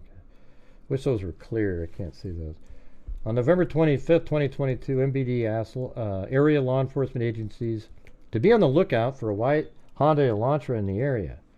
So on November 29th, which is only a little over 2 weeks after the murders, at approximately 12:28 a.m., Washington State University police officer Danielle Tiango queried white Elantras registered at WSU. As a result of that query, he located a 2015 white Elantra with a Pennsylvania license plate, LFC 8649. So, I mean, if there were thousands of Elantras, like everybody tries to claim, in the area, would he just have found that right away like that? There's no way. He located a 2015 white Elantra with Pennsylvania license plate. The vehicle was registered to Bryan Kohberger, hereafter Kohberger, residing at 1630 Northeast Valley Road, apartment 201, Pullman, Washington. 1630 Northeast Valley Road is approximately 3/4 of a mile from the intersection of Stadium Way and Cougar Way. Yeah, so Kohberger lived right up here, right there. And this is Stadium Way and Cougar Way. So there's a lot of times where he's driving up and it pings, or it's seen on camera in these areas, but it's not seen again. But it was heading up in that direction. But man, we're having one of those slow energy nights again in here. Like I said, this is the last day before the end of the month. Gotta get If you can, if you're out there and you can help support the channel, that'd be great. If not, then maybe next year. Huh?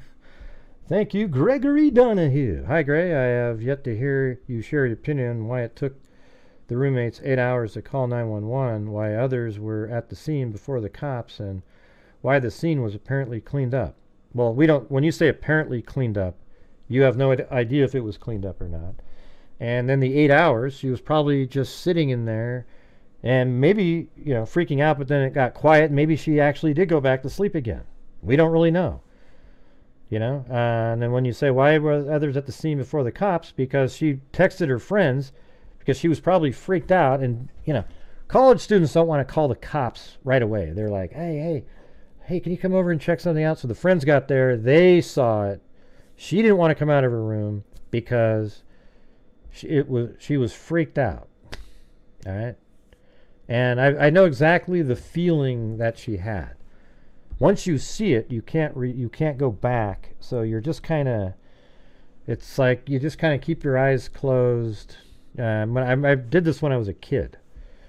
I've told the Bigfoot story 1,000 times, but I'll just do it again. We were at Timothy Lake. People were talking about Bigfoot and stuff. And I was so petrified after the story somebody told. I went to sleep, and all night I kept hearing these sounds. They were like, and I was like, oh my God, that's got to be Bigfoot. So I just kept my eyes closed, but I kept listening, and I was just so frozen in fear, just like that, listening, and then finally the light came up, and I heard somebody walking and talking, and I look over to, it was just like somebody snoring or something, but my mind turned it into something horrible. So it doesn't bother me at all when people say they apparently cleaned up. That's just people inventing something. Now, if you're saying that Kohberger cleaned up, well, it's possible, but he didn't have a lot of time. You share opinion on why it took the roommates 8 hours to call 911, why others were at the scene before the cops, and why the scene was apparently cleaned up. Thoughts? And why the scene was apparently cleaned up. Now, who are you claiming cleaned up the scene? If somebody cleaned it up, it would be Kohberger, but he didn't have time to do a lot of cleaning. He was only parked at 408 and out of there at 420. Okay? So he just planned it where he minimized any sort of transfer.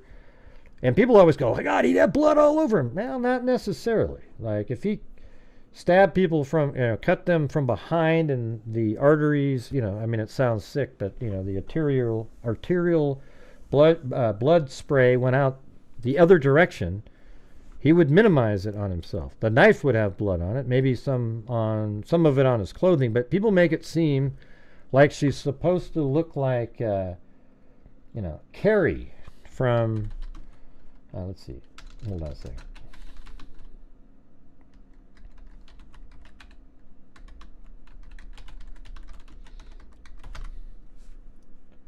Hold on. Yeah. People try to make it seem like this is what Kohberger was supposed to look like. Okay?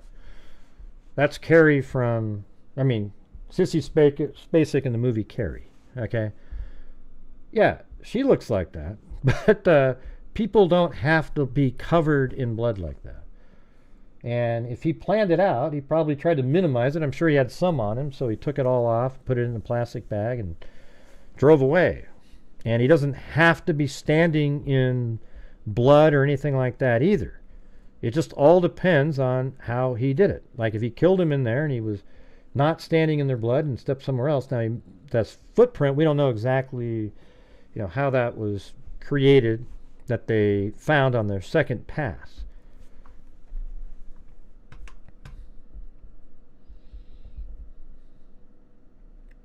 Yeah.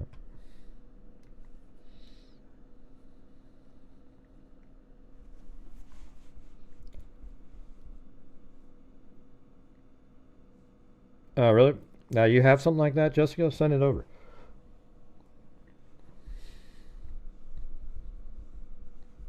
Yeah.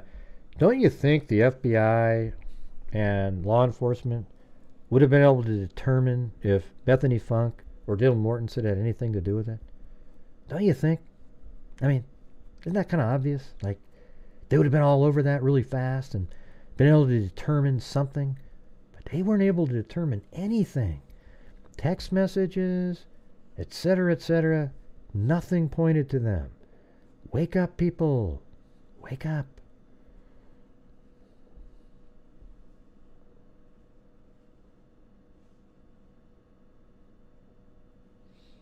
Yeah, it's not odd to me at all, JKs.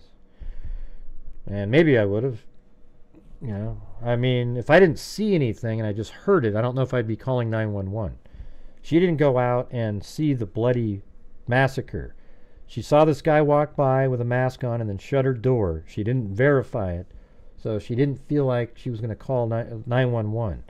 Now, had she gone out and seen the bloody bodies on the ground, then I think she would have called 911 like the rest of us. But if you just sort of hear stuff and you're not quite sure, you see somebody walking out and you shut your door, you're kind of scared, you don't make any noise, you're just kind of hoping it all goes away in your mind. You know, so I don't know. I just think that's the reality. It's not weird to me. Everybody talks about that, and that's that notion how odd it is why everybody. To me, it's not odd at all. Okay, but for the people who think it's odd, they immediately jump onto the conspiracies, and there's got to be something else like selling dope and everything. Just because we might not have acted the same way, but think about it like that. She didn't see anything. She just saw that one person walking by, and she heard stuff, but she wasn't sure what she heard. It is a party house with a lot of people doing different things, and then she saw this guy leaving. Any footage from the corner bar? I've seen a still frame from the corner club. That's all I've seen from there. But yeah, I mean, it's odd to a lot of different people. It's just not me. I don't think it's that weird.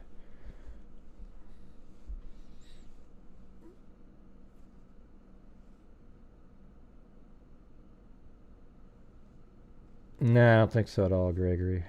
I know that you want it to be something.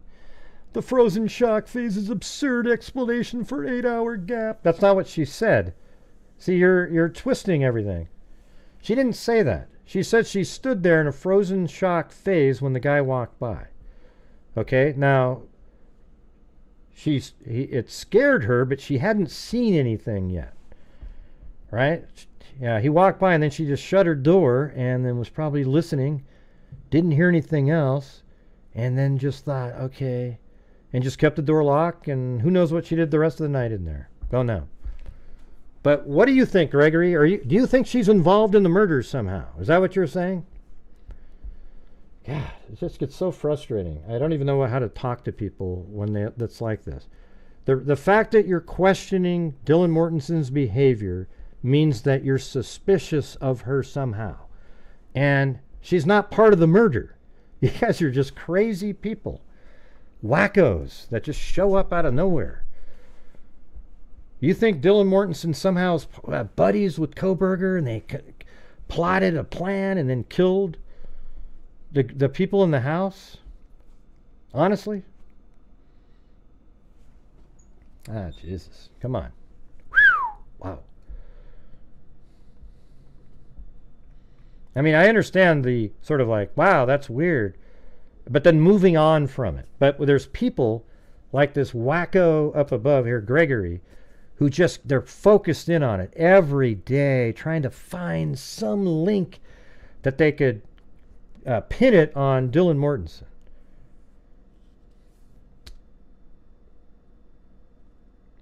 Yeah, sure. Yeah, great. Yeah, it would be great someday to hear how it went for her. And Bethany Funk, you know? Like, what was it like for them in the house, and why didn't they contact police, etc.? I'm sure we'll hear the answer to that question. There's going to be a trial. They're going to say that. Well, you are, though, Gregory, because you keep asking about it. You're saying it's absurd, etc., not believing her story. Therefore, it should have been something, you know, I know what you're doing. It doesn't work on me. It doesn't matter why there's an 8-hour gap unless you're thinking she's involved somehow, Gregory. Do you get it? Why does it matter to you that there's an 8-hour gap? Nobody would have been saved. Nothing. Everybody was going to die that night.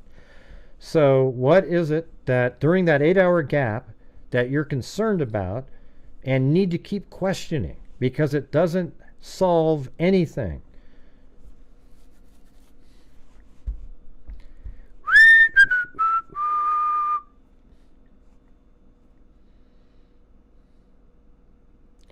I'm not saying she's involved. I'm questioning. I don't think she's involved, but give me a break. No, you can have free thought here, Gregory, but it's just the way you're talking up there it's ridiculous. Honestly, it's ridiculous.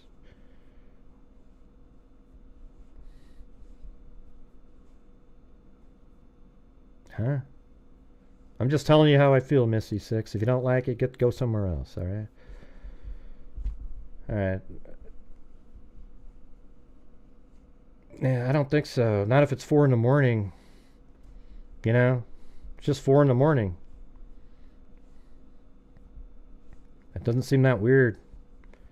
You know, 4 in the morning, and then you finally start calling some friends. Maybe you actually went to sleep or something, and then you start calling people. Hey, it was kind of weird last night. Could you guys come over first? I'm kind of scared to go look. You know, I don't want to really call the police and get them involved if nothing happened. And then they come over, and then they discover the murder, and then they call the police right then. I don't think so, Missy. I don't think so. I'm acting exactly the way I should be acting. I think it's outrageous when people say, I think that I don't think that they have anything. Is the like when they say it's weird, the 8 hours. But are you implying? I mean, so why can't there just be an explanation that you wouldn't have been like, you know? You get what I'm saying? Like Jay's up there saying that, the Gregory guy's up there saying that. But if you don't think they're involved, why do you keep asking the questions over and over and over again about Dylan Mortensen? And Bethany Funk, for that matter. None of them called anybody till noon, and then people came over to check, and, you know, they likely tried to contact the other roommates, and nobody was responding. And they might have thought, well, maybe they're still sleeping or something. Let me get somebody else. I don't want to see if there was something bad. So here's the thing. If you're going to keep asking about it, it must mean that you're suspicious about them and their involvement, right? Because at this point, you're still asking about it, but Bryan Kohberger's the killer. So what is the fascination with Bethany Funk? Reacted the right way because they walked out alive. Yeah. Well, anyways. Ah, jeez. Another one of this crappy. Everything was nice and smooth. Then we always get the Bethany Funk, Dylan Mortensen distractors. It's ridiculous. Yeah, but it doesn't even matter anything about it. I mean, we all talk about, yeah, well, it's so weird, it's weird, it's weird. Now, if you want to have the guts to say you think that they're involved, then we can have a conversation. But you don't do it, you know.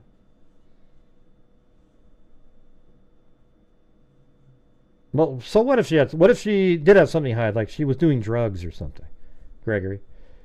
Like she had pot in her room, didn't want the cops to come over. So what difference would that make? It had nothing to do with the murders. You get it? I mean, let's just pretend that your theorizing has some legitimacy. Why does it matter if any of the rest of them had something to hide, like most college students, when cops come over? Okay? Why does it bother you?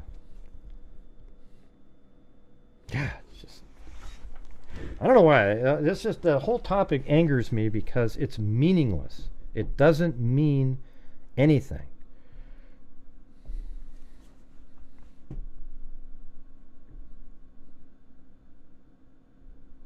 No, Tanya, I'm not going to. I'm not going to. It wasn't BK, yeah. He wasn't there yet. We already know that, Tanya. Yeah. And we know it's not BK sitting at the bar at 1:30 because he didn't leave his house until 2:40, like around 2:40. Okay? We already know that part. So it can't be.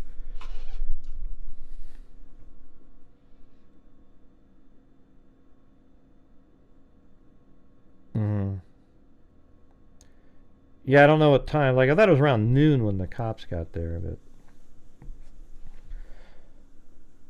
Yeah, I mean, it's strange. It's strange, but what happens when you say it's strange is, like, I mean, I get it. Like, okay, some people think it's strange, you know? I don't know what I would do in a similar situation if I only heard something and I wasn't really sure, you know? Like, you didn't want to get involved. It was some sort of domestic thing going there. And you don't call the cops, but in the morning you try to text them and they don't respond. Then you're like, holy shit. And then you call friends, they come over. I mean, it could be something like that. Like, after Kohberger left, she was still in her room. She locked her door, because it does say that. After he walked away, she shut her door and locked it.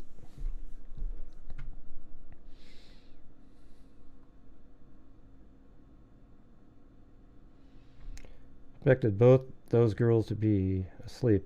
I mean, there's another possibility. He went there to kill every single girl that was in that house, but got interrupted by Ethan Chapin being there and being fighting back by two different girls, Kaylee and Xana.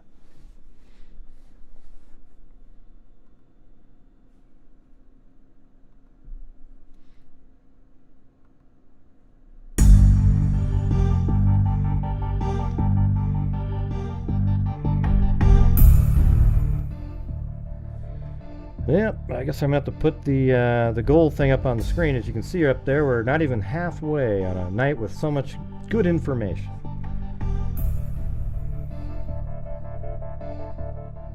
What do you think that was going to happen? What do you mean by that?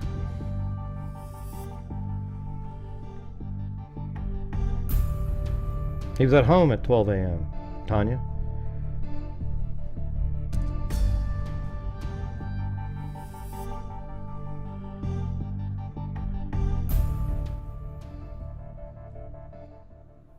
I don't understand. It seems like we got all these people that still have no clue about the case. I mean, it's weird. It's strange. But yeah, I mean, I understand everybody's like, wow, that 8 hours, right? I just don't talk about the 8 hours because it's irrelevant to the case. Do you understand that? That's why I don't talk about it. But when everybody brings it up, though, it brings up this whole conversation and other people going, yeah, that is weird. And then they want to... And then at that point, it seems like we're going down the route that you think that there's some possibility that Dylan and Bethany have something to do with it, because other than that, it's irrelevant, right? I mean, that's what I want people to get. That's kind of how I do these cases. Like, I don't talk about the irrelevant stuff unless you believe that they're involved somehow. Law enforcement never doesn't believe they're involved. They obviously would have investigated the surviving roommates very sharply.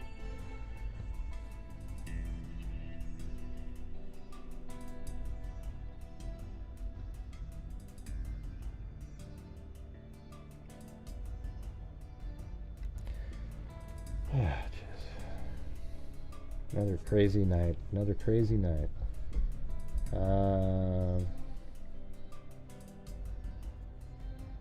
Anyways, the cop looked him up on a computer, found a guy with that. Further investigation included a review of Latah County Sheriff Deputy Corporal Duke's body camera, and reports show that on August 21st, 2022, Bryan Kohberger was detained as part of a traffic stop that occurred in Moscow, Idaho. At the time, Kohberger was the sole occupant, was driving a white 2015 Hyundai Elantra with Pennsylvania plate LFC 8649, which was set to expire on November 30th. So what a perfect time to commit the murders, just 3 weeks before the expiration.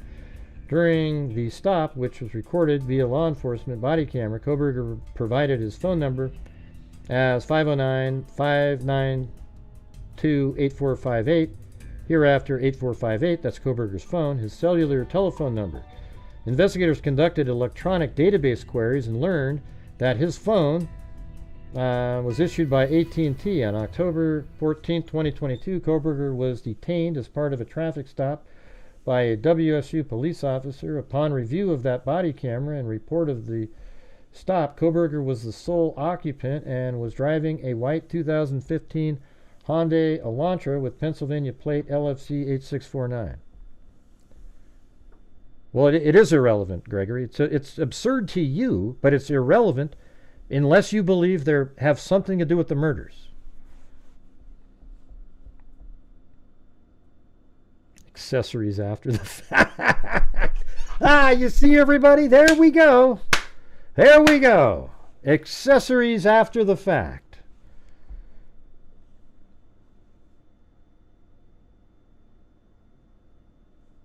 Yeah, but see, it makes you go, in what way, though? Right, I don't think you do, Jay. I mean, you just kind of got caught up in this whole Gregory thing up here.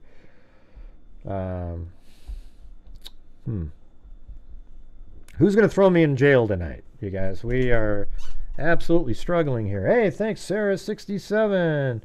I like going over these exhibits, especially with the maps and recreations and 360 views. Now, if you don't know this case very well and the different maps and everything, you should go back and watch my old videos. They're not even that old. They're just months old where I actually show you the whole night on camera. I'm literally driving real time every single thing. Now, apparently the looping part is backwards, but based on audio evidence, but it's the same timing and everything. It's the same route. It's just going left or right instead of left. And then doing the same loop coming back the other direction.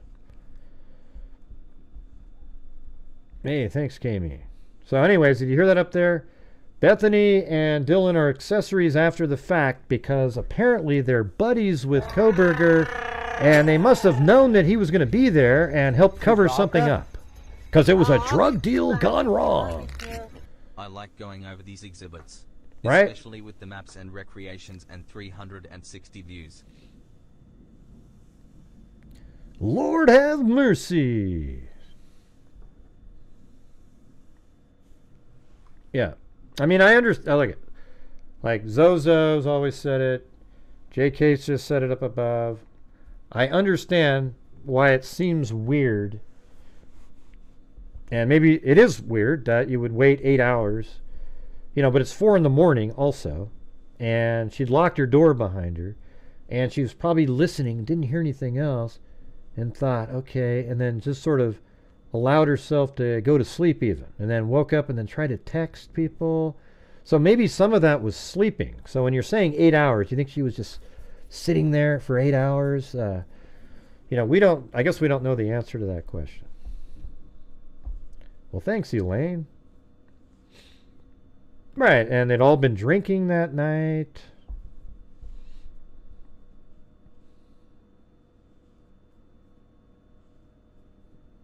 Yeah, I mean, it'd be interesting to see, how she explained it. I think it'll probably totally make sense to everybody. Right, and it was in a 12-minute period of time. I mean. Let me ask you guys this, though. There, I got a question for you. Let me ask you this question. Those videos you made are amazing, great. They need to use. If you were her, thanks for your hard work. Well, thank you. And if you were her and you had heard some of the stuff going on, upstairs, somebody saying, hey, heard somebody whimpering, and you didn't see anything, and then somebody walks by your door and they exit through the kitchen, and you shut your door and you lock it, would you call the cops in a situation like that? When you shut the door and lock it and you're not going to leave your room again, would you actually call the police at that point?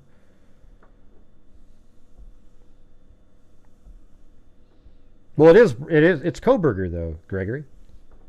That's the whole point. It's Bryan Kohberger's the killer. It's not some other person.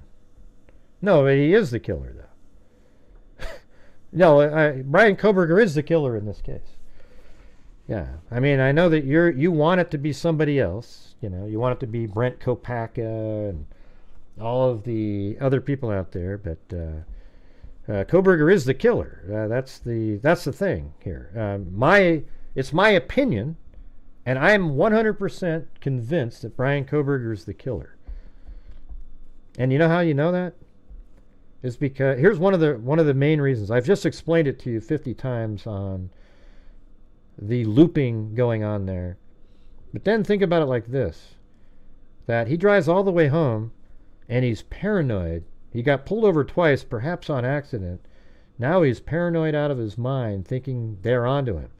So he goes home and he starts weeding his trash out of the... Hey, Gregory, why do you think he was at home and he was separating his trash out of the family trash with gloves on, putting it into other bags, and then putting it into the neighbor's garbage can? Have you come up with a good explanation for that? Yeah, but how do you know it's a home invasion, Gregory? Their house was a party house and people are walking around all the time. Thank you, Annie T.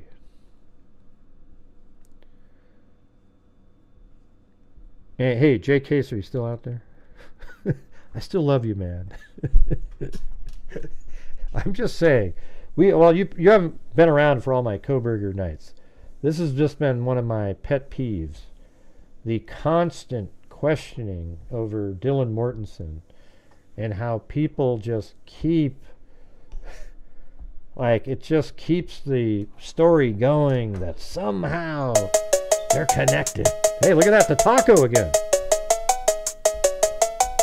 Rumor going around about me and the crew about something we did or supposed to do. You might not have heard, or maybe you haven't. I first heard all of it. Looks like used to get angry and all uptight. You can say what you want, spell my name right. All the mill guilty of us rocking the house. That's what the rumor was all about. If you have to damn tell all your friends, and if you don't wait till you see me again this way, I can hear from the horse's mouth right then and tell you straight it out.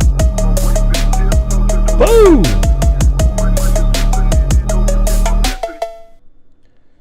Yeah, people, it freaked her out because something seemed a little off with the whimpering and the sounds she was listening to. So she locked the door, and now you're scared to, is that what you're going to do first, is call 911 without being... Let me ask you, this is what I was going to say. I forgot, I didn't word it the way I wanted to. If you were Dylan Mortensen and the person leaves and you locked your door, would you actually then open your door after, in a few minutes, to go look around that dark house? That's what I want to ask you. Would you actually go do that? Go out the door and look around. And I think there's nobody would do that. Somebody walks by, you lock the door, oh God, who the hell was that? And then a few minutes later, you're going to open it up and just sort of walk around and try to check it out.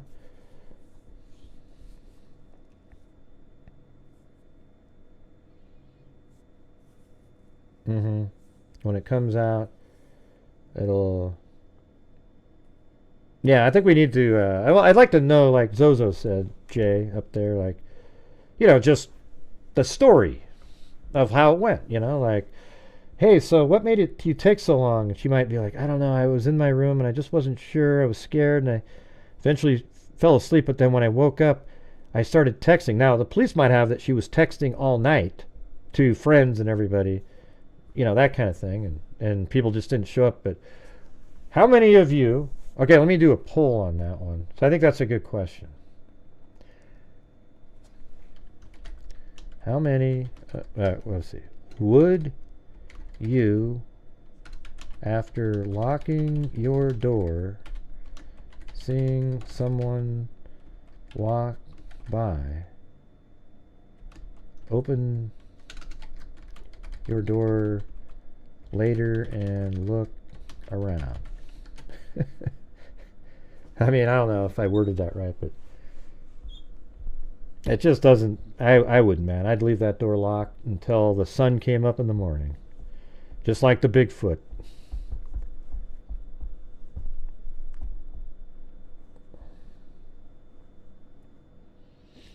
And the thing is I don't mind, when people go, hey, we can have a different opinion. Yeah, anybody can have an opinion, but I also can argue the opinion forcefully the way I want to, because I just don't believe it.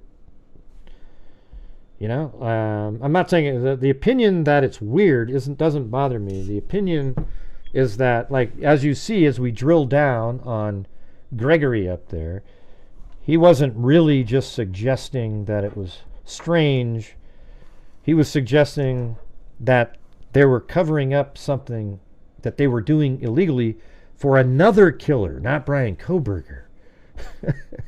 Okay, so hey, put a 1 if I was absolutely correct that he does think they're involved somehow in the murders, whether it be an accessory or something. And that's the truth. All right. Hey, thanks, Angel Fire. So I got it right. My instincts were correct there.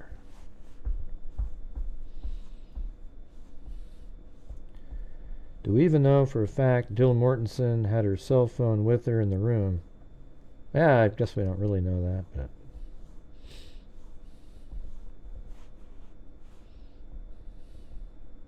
do you think that At was wanting? Hey, thanks, Spencer B. Spot on, factually, at its best. Thanks, great. Hey, thank you.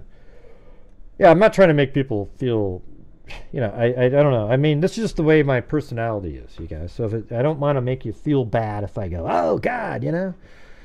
You know, I mean, my thing is if you're going down the road of questioning Dylan Mortensen, then somehow we're taking away from, look how much time we've spent on this right now. We had this nice flow going, but now, because we're talking about Dylan Mortensen, because it took 8 hours for police to be called, and it was her phone, but she didn't call. It was one of the friends that showed up. Chewbacca? Oh, I'll be Chewbacca if you want me to. Bryan is guilty. Ocean wave, ocean wave, ocean wave. I don't know, Missy Six. You must have missed everything. I'm not going to explain it again. Well, I know you don't think that. But you see how the other guy did, who commented first, Jay? You know, the Gregory guy that commented first believed exactly what I thought. That he thought that he thinks they're involved in the murder somehow, whether being an accessory for the real killer, etc.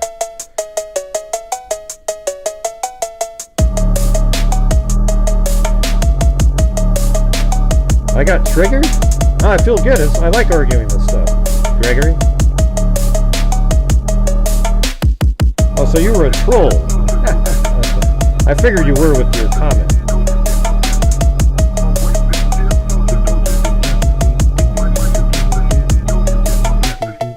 Spot on. Factuality at its best. Yeah, maybe she was trying to check on him, Zozo. She might have. Do you think you would have left your room, though, after you were kind of scared yourself and locked the door? But you just weren't really sure. Would you then open the door and walk down the hallway? This is just the way I am, Gregory. This is what I like to, you know. I'm animated when I strongly believe in something.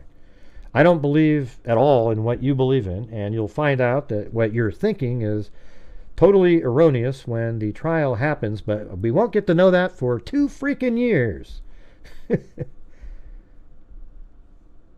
Right, they may have tried that though, Zozo. And if they didn't reply, she still wouldn't call the cops. You know, people in college just aren't really quick to call the cops. I think people know that. Yeah, this is just the way I am. Yeah. And I wasn't triggered at all. That's just one of those topics. You know, it's like trigger is it's a totally different thing. I don't really know how to explain it. Every single Bryan Kohberger show that we do, somebody brings up the Dylan Mortensen thing.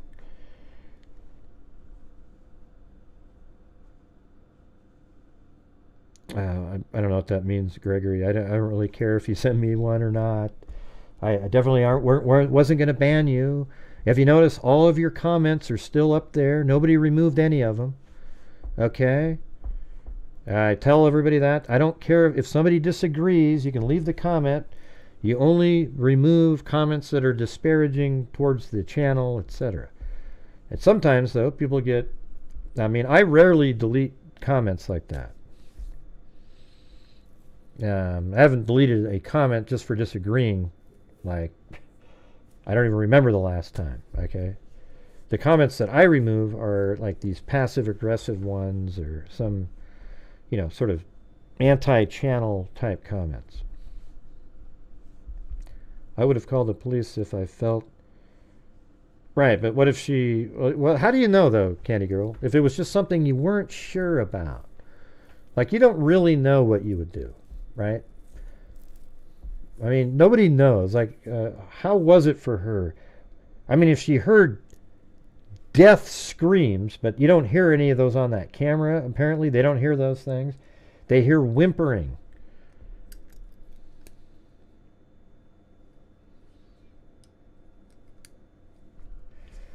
Investigators believe that Kohberger stilled his vehicle was captured on December 13, 2022 by a license plate reader in Loma, Colorado. Oh yeah, this is later, so they track him driving all the way home, back to his house. Kohberger's Elantra was then queried on December 15th by law enforcement in Hancock County, Indiana. Those are the times he was pulled over. Twice on December 16th, at approximately 2:26 p.m., surveillance showed Kohberger's Elantra in Albrightsville, Pennsylvania.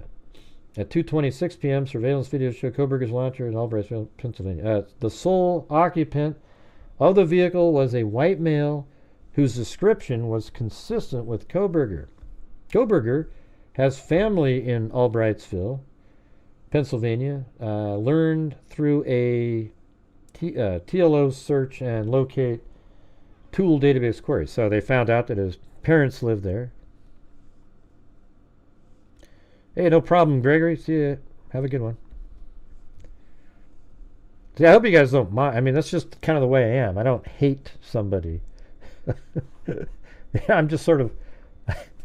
That's how I am. I'm just like, what the hell are you talking about?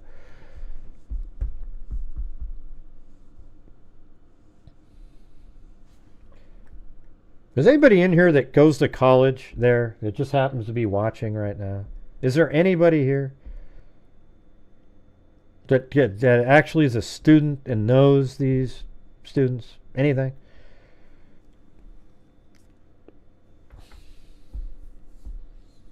I want to know what the feeling is on campus.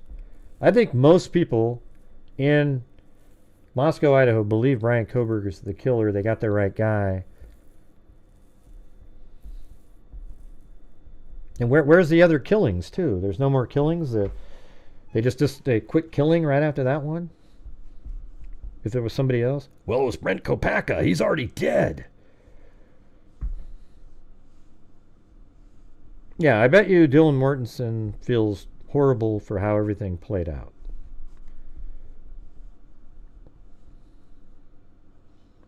First, but I was 21 when it happened. So shocking around here. So where are you at, Jared?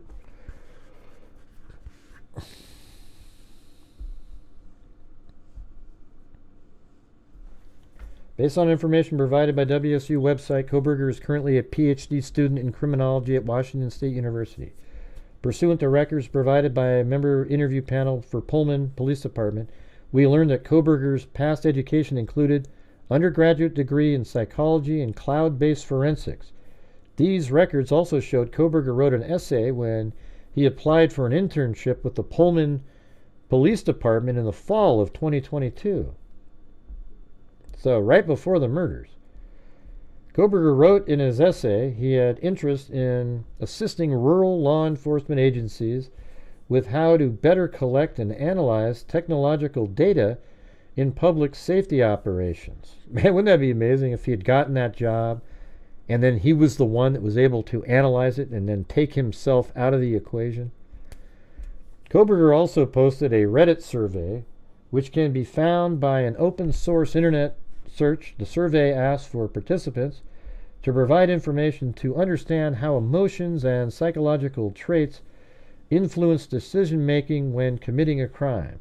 As part of this investigation, law enforcement obtained search warrants to determine cellular devices that utilize cellular towers in close proximity to the King Road residence on November 13, 2022, between 3 a.m. and 5 a.m. After determining that Kohberger was associated to both the 2015 White Elantra and the 8458 phone, investigators.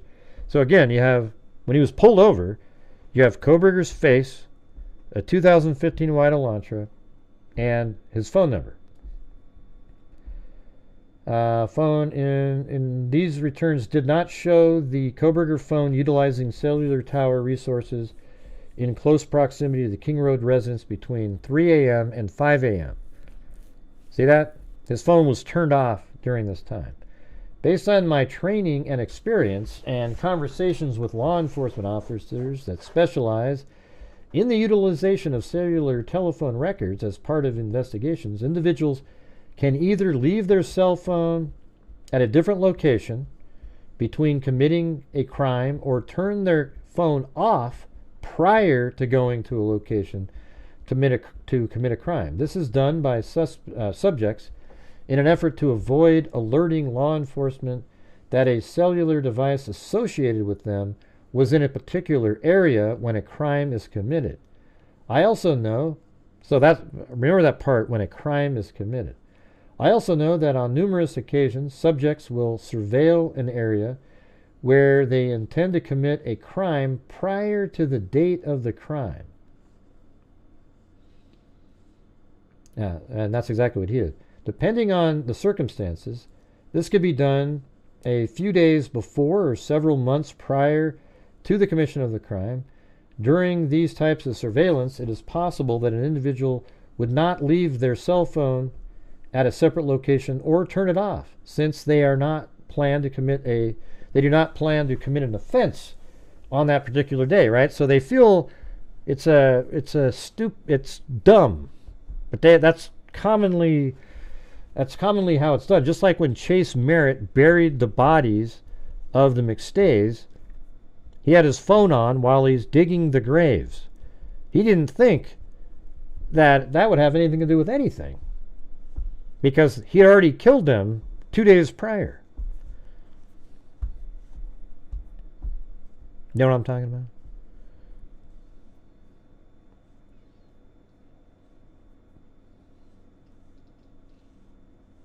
What are you talking about, Zozo?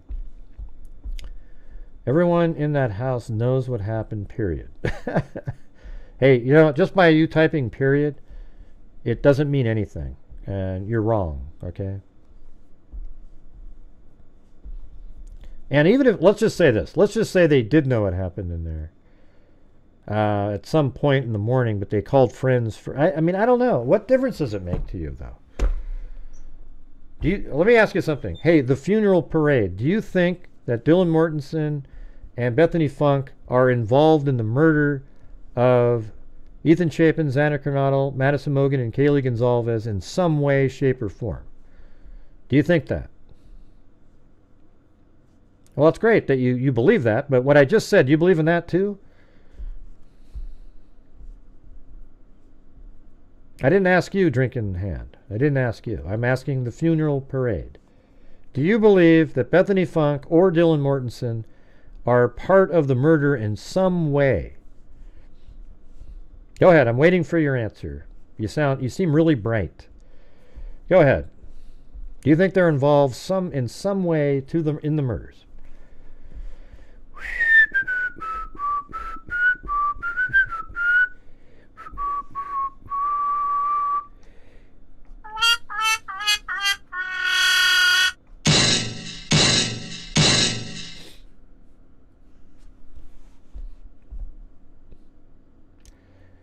I didn't ask you that, the funeral parade. Do they have anything to do with the murder in any way? I asked you that already, and you tried to cleverly answer it with, they didn't murder them. Go ahead. Yeah, can you imagine that, Amber Maiden? You got people like the funeral parade that might actually serve on a jury. Wow. Go ahead. Everybody wants to know why it took so long. But I don't think most rational people think they're involved in the murder. People are just curious about the time. You know, that's what Zozo always wants to know. That's what Jay Case was wondering about. That's what a lot of people wonder about. But you can tell when there's somebody who comes in that thinks that they have some part of the murder in the way they word things. And that's exactly what we have right here with the funeral parade. What a ridiculous name, by the way. Let's see. I'm looking for a melon baller to scoop out my eyes. Melon baller.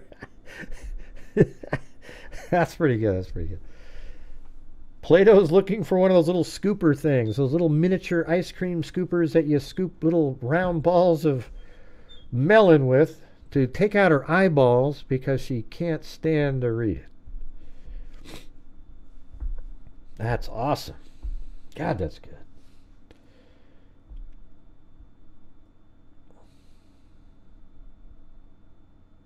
Well, looks like they took off.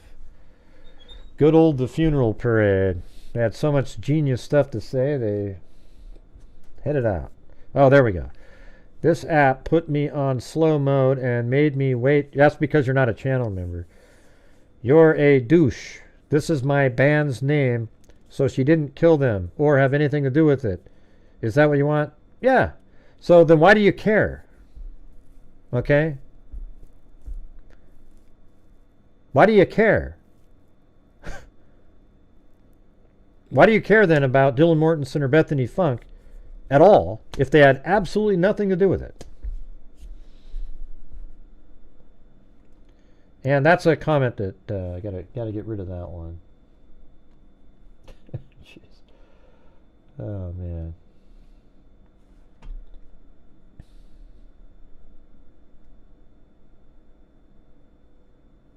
Yeah, it's unbelievable.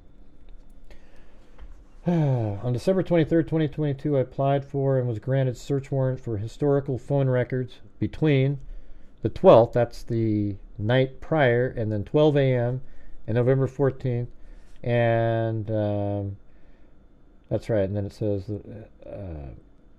for his phone held by the phone provider AT&T on December 23rd, pursuant to that search warrant, I received the records from the phone. Those records indicate that Kohberger's phone is subscribed to by, well, that phone number is subscribed by Bryan Kohberger at an address in Albrightsville, Pennsylvania, and the account has been open since June 23rd, 2022. So it's kind of a new phone that he bought just for his travels.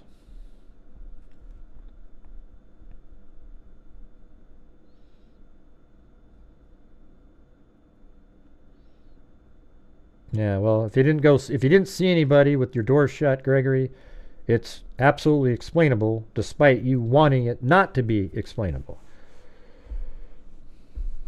Now, if they'd opened their door and she saw bloody bodies on the ground, then yeah, I could see somebody. I thought you were leaving, by the way. I could see somebody.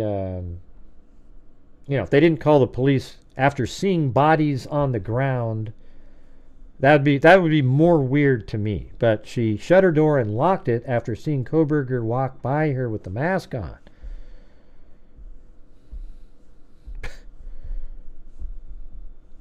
And by the way, you guys, we're $60.86 short of where I'll get 5 memberships for people. But also, if you guys buy $60 worth of memberships, I'll also give 5 memberships. So there you go. How do you like that one? She didn't see a body, but wasn't there a footprint outside her door? How did she miss what? What are you talking about, Annette? It took cops their second pass through to find a faint footprint on there. And that's a footprint from Kohberger. Where do these people come from? Man. You know what, you guys, every time we do these shows and these people come in, I'm thankful for your brains comparatively. Wow. It's unreal. Yeah, that's right. You bastard. Just when I thought it was out, they pulled me back in. What?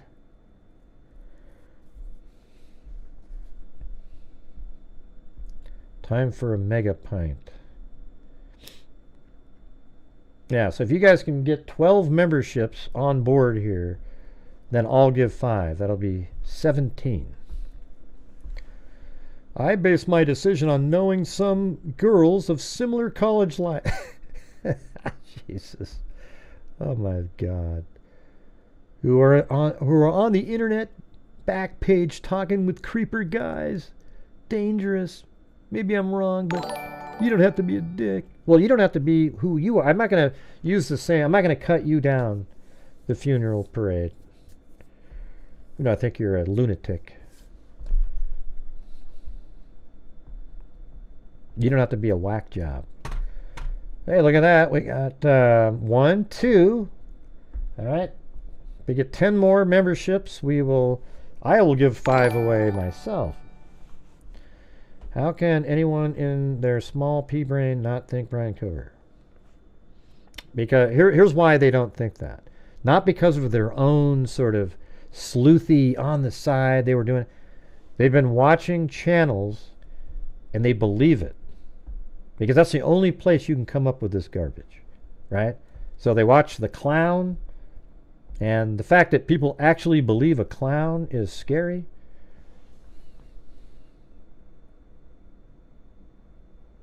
I don't even know what you're talking about, the funeral parade. I don't even understand what you just typed in. I just do my own show.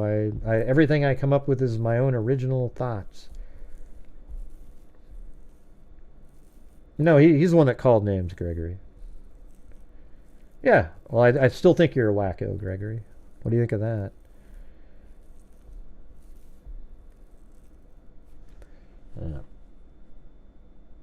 Well, there you go. See you later. Bye-bye, Gregory. See, that was your shot there. Now you're gone, all right? And I don't want a super chat from you. Go try to get the one back that you sent, okay? Recall it. I don't give a shit. You're an idiot. All right? See you later. All right, who's the next one?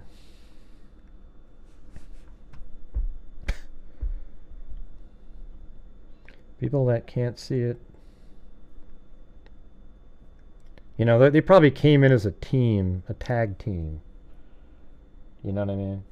And see, and here's the thing is I'm now going to be removing the funeral wacko because of what they said, disparaging the channel. All right, so if you guys can do that, that'd be great. Thanks. So get rid of the funeral wacko too, because they disparaged the channel instead of just having an opinion. Yeah. I am over here being good tonight. Are you? Use some of your wisdom with quotes around it. Yeah. I'm sure they were friends that came in from another place. They're the ones that get triggered. You call them an idiot for suggesting that Dylan Mortensen are part of a massive cover-up. All right, what do we got? 1, 2, and now we've got 7 memberships. If we get 5 more memberships purchased, thank you, Annie T, then I'll give 5, and that'll make it so that we got 17. That'd be sweet. And look at that. Chain of Custody got one. Toy Airy. I thought you already were one. Elaine gifted one. All right, so now that's 8, right? 4 more.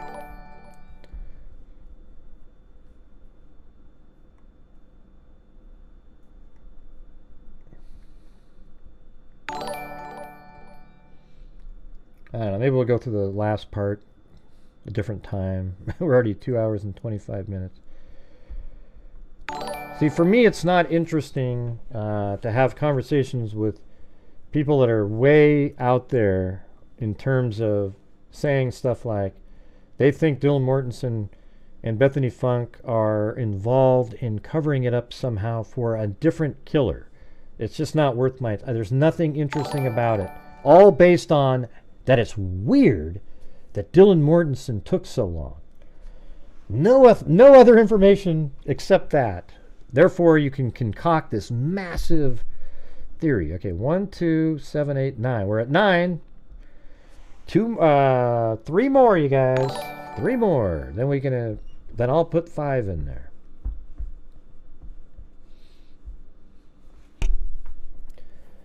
Seeing one you don't walk past in a house with 5 roommates doesn't equal knowing everyone was murdered. Right. It freaked her out, so she shut her door. You know, she heard noises and stuff, obviously. She shut her door, but she didn't see anybody injured or anything.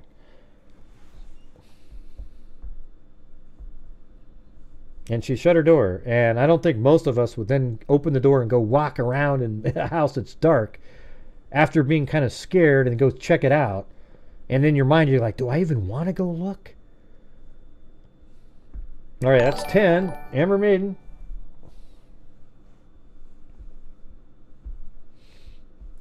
She probably had no reason to think anything was happening. All right, 2 more, and we've got 5 more. Like JFK and 9/11, the official narrative stands even with some imperfections. People can't take what happened, so need to make it make sense. I mean, I already know all of this in here. You know, I almost have this memorized. You know, we do know that he was there 12 different times. All of them were at night. 1 was during the day. I mean, so 11 were at night. 1 was during the daytime. And he was scouting the area. It's obvious, right? Well, how do you know, Gray? Maybe he was just having an ice cream sundae. Hey, thanks, Allie Cake and American Lady. And there we go. All right. Let's see.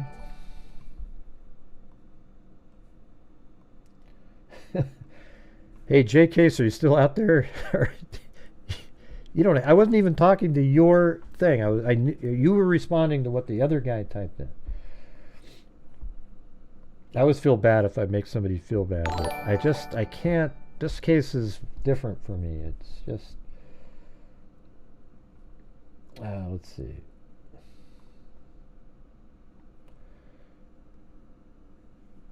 Hello. I'm trying to open this up so I can donate. It's actually insane. Donate. Where is that? Okay. Well, I always appreciate you, Jay.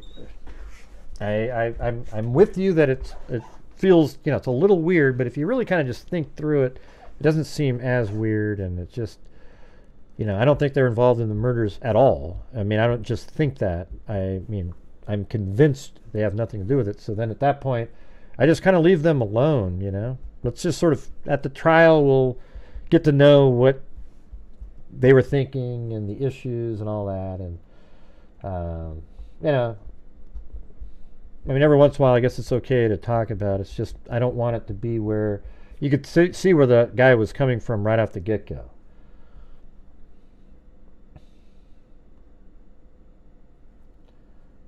Hold on. So membership gifting, and there we go. Did that work? All right. Boom. All right, freaks. Thank you for getting that going. And now we got 5 more. Here we go. Awesome. So we got Paul Wharton and Gregory. I'm just kidding. He's not in there. Spencer P. Deborah Tro. Travelcado used to be a member, I think. and Heart and Soul. Welcome.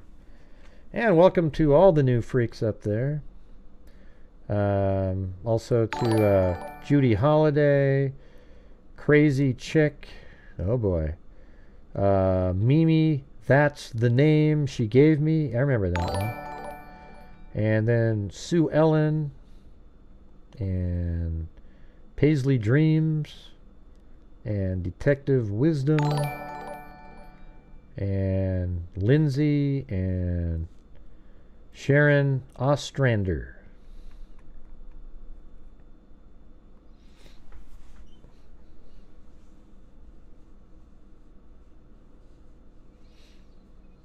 Well, thank you.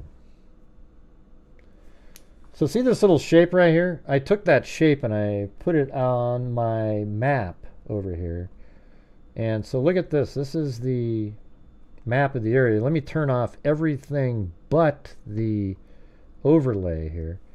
So that's what they gave us right there. And it matches really well. I think you can even, let me see, if it properties. Yeah, you can make it kind of opacity. So see how it goes along with the roads well? And as a matter of fact, that's the road that goes across and then up. That's the Johnson Avenue and like Kirkendall Road right here. So look at that. Watch. And I think if I turn on the rest of them, even, turn that on. No, not the whole thing. Let's see. One, boom. And then turn it on. See how that, it's close. Like the guy just drew it on a map. But look over here. This part's a little different, but that all matches going up. There's no road that goes like that. It goes like this. So this one he might have just extended. And then it goes over here. So this is the route. He took this crazy route across to get back. And I'll show you. And here it is right here. This is the creepy route. I'll do it really fast, but this is it right here. Watch. So this is at the, man, did I actually do all this? Oh, this is crazy. This is sweet. So he goes into the house. The murders happen. Goes through the house, etc. And then this is the drive out of there that night. And you can see at the top up there, that's the time. And then, look at this. There's this time where it's missing 16 minutes right there. Because he should have got to this spot at 3:32, but his phone pings right here at 4:48. And then I pick it up in a daylight camera, and then he takes this turn on a side road. And then look at this. Look at this insane route that he took all the way back. I mean, I did the whole thing. Look at this. I mean, it's beautiful as hell out there. I mean, look at this place. It's kind of ominous too at the same time, but look at that. I mean, it's pretty amazing. So he's out there and makes it all the way back. I'll just do this quickly. And now we're on Highway 195 heading north now. Now look on the right, you can see the little pin, the little red dot. It's traveling along with the vehicle here. And then eventually it gets up to here, and then it takes a right on Kirkendall Road. And look at, that's another really crazy dirt road. And then left on Johnson Avenue here. And then it's heading up. And this is an hour-long video with the whole entire drive. Just to the right there is the surveillance camera. And then there you go. That's yeah. Headed back up north. And in that video right there, we were looking at, let me turn some of this, turn that off. Right there, the car had just pulled out to right there. So it made that entire route back up. See? Come on, you guys. That was pretty awesome, right? Anybody actually, who out there has not seen that route? It's actually sort of a peaceful, crazy, you know, when you watch it, you're just kind of like, wow. This is where law enforcement believes he went, based on that drawing. So hopefully, you guys, if you haven't seen, go through in the last 6 months, my kohberger videos, and I think by the time you're done, you'll probably be in the same boat. You can't see any other options because there aren't any. By the way, does Kohberger look to you to be somebody who's just totally innocent, just sitting there? I mean, I know that's not scientific or anything, but do you really think that? I mean, here he is. Every single time you see him, he's just sitting there, doesn't say a word, doesn't seem to give a crap. I mean, if you were innocent, wouldn't you just be like huffing and puffing, just like, what's going on here? I didn't do this. He hasn't said that one time. And the reason is because he was so paranoid he drove home and was removing his own trash out of the family garbage with gloves on so he could throw it into the neighbor's garbage can. How come? You know what? You ever notice that, you guys? That none of the pro-burgers out there ever have an answer to why he would be doing that if he was innocent. Well, Gray, he just has OCD. Oh, okay, I get it. I get it. He wants to separate his garbage out of his family's garbage, but why does he throw it in the neighbor's garbage can? Can you explain that part? I mean, that's a little bit odd, don't you think?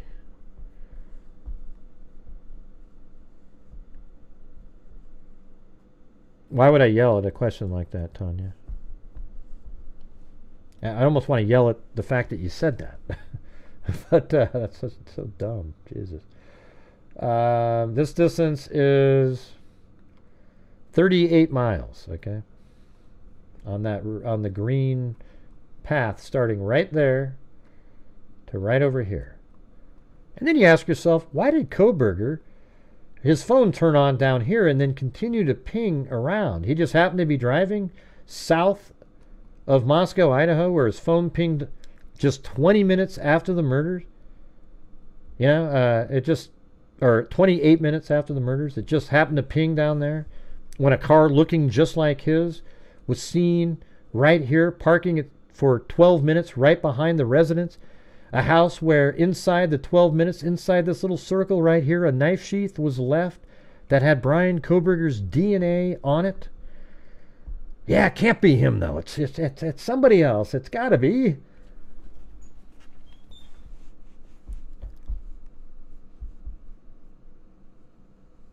Yeah, and here's the thing, you guys. Even if like I remember when I was first watching this, looking how he's trapped in there even without the DNA, except the DNA is just, it's huge because it's so damning in terms of, like, he was in that house during that 12 minutes between 4:08 and 4:20. Well, it was planted, Gray. Really? So who had his cell phone 28 minutes after the murder? So they knew Kohberger was going to be driving around that night. Just somewhere around. And then they thought, ooh, now look at, well, if he's driving around, I can also drive a white Elantra too. And what I'll do is I'll take my front license plate off so it'll kind of look like his. And then what I'll do is I'll do the murders, then I'll leave a knife sheath on there. And I'll take some of the DNA when I was over at his house earlier and put it on the knife sheath, and then... Oh, Jesus.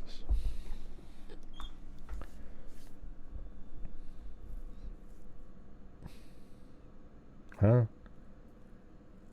Bryan's girls... Oh, I mean one of the pro-burgers. And say she cannot wait until this hard-working and intelligent man is... Oh, God. Hard-working, intelligent man is found innocent. Yeah, he was just an awesome worker, His, doctoral professors loved the guy. Oh, wait, no, they fired him. Never mind. They actually kicked him out of the program. Forget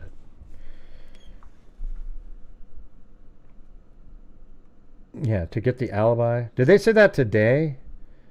They wanted a 10-day... to get the alibi, but you know what they also wanted in the meantime? The cast information, where it showed where his phone was, because they want to tailor his alibi to a expert that they have that can provide sort of, a plausible a different explanation of where his phone was. And then they'll come up with the exact same thing.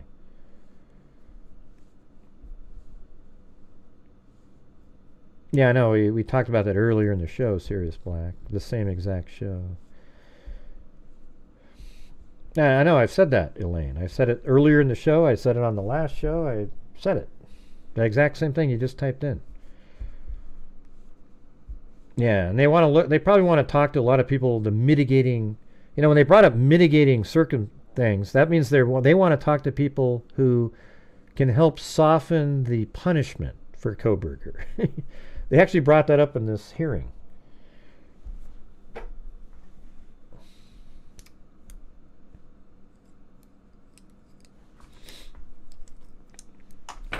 All right, I'm gonna try to do this now. All right, here we go. I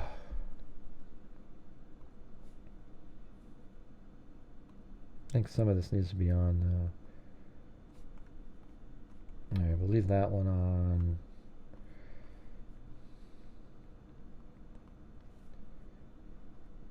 Yeah, it's hard to do without it. All right. So this is going to be the probable cause in short form, just out of my mind again. So on the morning, or the evening, or I guess the early morning hours of the 13th of November, 2022, Kohberger left his residence like around 2:42 up here. See, right up here, his cell phone was on at 2:42 in this general area, in the area of his house. Then his cell phone was, it was seen down, or his vehicle was seen down here at 2:44, and then again at I think it was 2:53. There it is, 2:53, driving this direction. Now I think he went like this and down and then out to the highway over here. Don't really know, but in between the sighting at 2:44 on Nevada and Northeast Stadium, and then again right here, he turned his phone off at 2:47. Then at 3:26, a white Elantra matching his description. Now, I wouldn't be surprised if they have a whole bunch of other footage since then, but matches the description of his vehicle driving by at 700 Indian Hills Drive right here. 2 minutes later, it comes around and it passes the A&W up here. Now, you might think, wow, that seems pretty quick, but I've done it. I was there. I drove it. It takes exactly that time. And then 1 minute later, it passes Linda Lane right here at, let's see, it was 3:29 and like 46 seconds right there. Then a minute 12 later or so, it comes back around here at like 3:31 and makes its first loop. Now, apparently it comes out this way and then loops around like this and then makes the second loop at 3:38. But he probably, on each loop, as I've been saying, stopped right in this area and looked into the house, waited, 2 or 3 minutes right here, and then made its loop around. Then it came back in again at 3:38, and then it does the exact same thing. But on the final one, I think he came out like this, turned right. Not the final one, but between 3:38 and, or 3:39 and 3:57, he drove out this direction, like this. And I think that this sighting at this gas station is his car. I have just seen newer information sent to me that shows that it looks like it's a white Elantra, and it's right here at 3:45, which matched exactly. I got here at like 3:44, and if you just turn around into here, it'd be 3:45, and that easily could be the white Elantra. Hey, thanks, Ashtastic. Oh, we're going to get another avocado. Man, we've had 3 avocados tonight. And that's why it took a little longer. And we don't know what he was doing. Where he, did he drive around? They might have this all. And he finally makes it back in this area by 3:59 or 3:57. I mean, he comes around and then, maybe waits here a minute. And as he's leaving, that might be when the DoorDash driver got there. These are just stuff that I'm putting in based on that Linda Lane camera, which is 100% factually the Elantra driving around. I don't know, Gray. I heard from a clown it was a security guard, you bastard.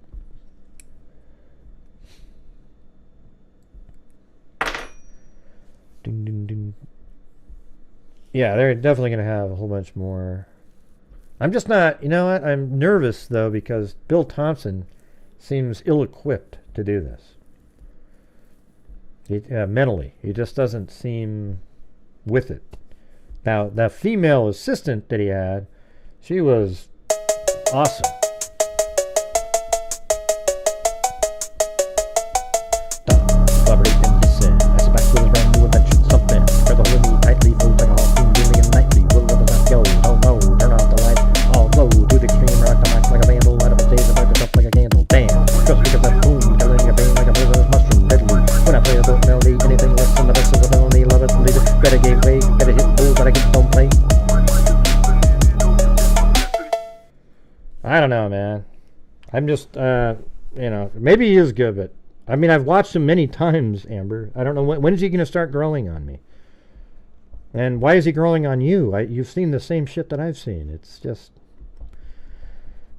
and maybe he will though. You know, you never know. Maybe I want to see one hearing where he's putting out the fact. I almost wish they didn't have that grand jury so we could have heard preliminary hearings. That would have made me feel differently. Right, he's respected, etc., etc. Yeah, that sounds like, you know, a lot of people respect Joe Biden too. It's I don't know, man. I'm just a little bit. I'm just really frustrated by just the way he is up there. You know, the woman with him, she nailed it, man. She's way better, more forceful.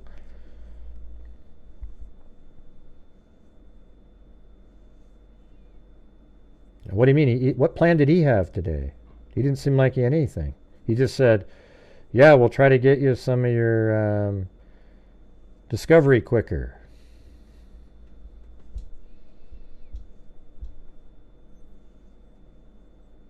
Well, how do you know, Amber? Have you watched him in other trials and stuff? Or when you say he's a good old boy that nails you? I haven't seen him do anything.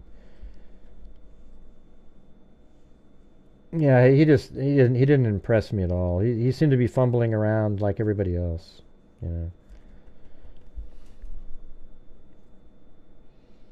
I think the woman there was the one that nailed everything. Anyway, we'll see. Hope you're right, Amber. I hope you're right. Maybe one day I'll go, oh, this is why people like him. I think that would be cool. I mean, I'd like to think that, but he just looks like he's sitting over there letting things trample on him.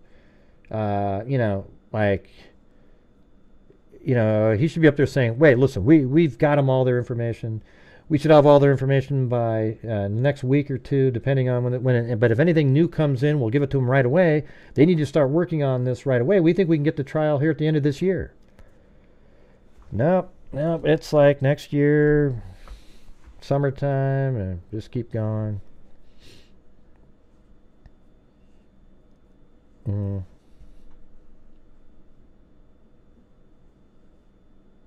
Yeah, I read about that earlier, LA, on here.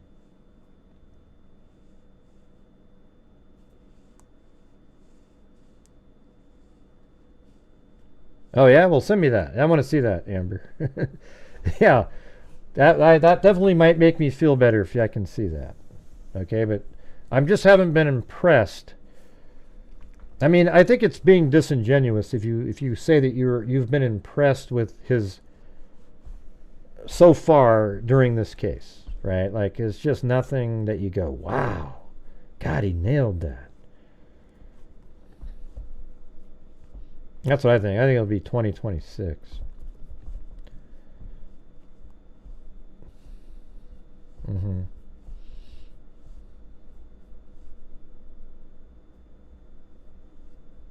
Yeah, and the judge, Jesus. Yeah, me too. It's just he seems like he's like giddy with the defense team, always smiling and just, hey, you're so cute and everything. I hope we... Yeah. Anyways, so... Yeah, I think we're at the 3:58 time frame. It makes the other loop, and then it's leaving right when the DoorDash driver could have been there. Then it obviously probably comes around, does another loop like this again, and comes in at 4:04. It drives by...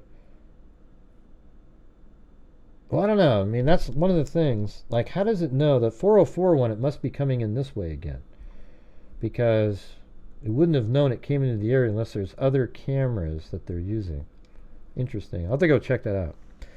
But anyways, it comes in at 4:04, and then it drives back here, turns around, just like the probable cause said. Number 52 is right there. It turns around right there. Comes over here, tries to turn around and stop or park right here in front of 1122 King Road.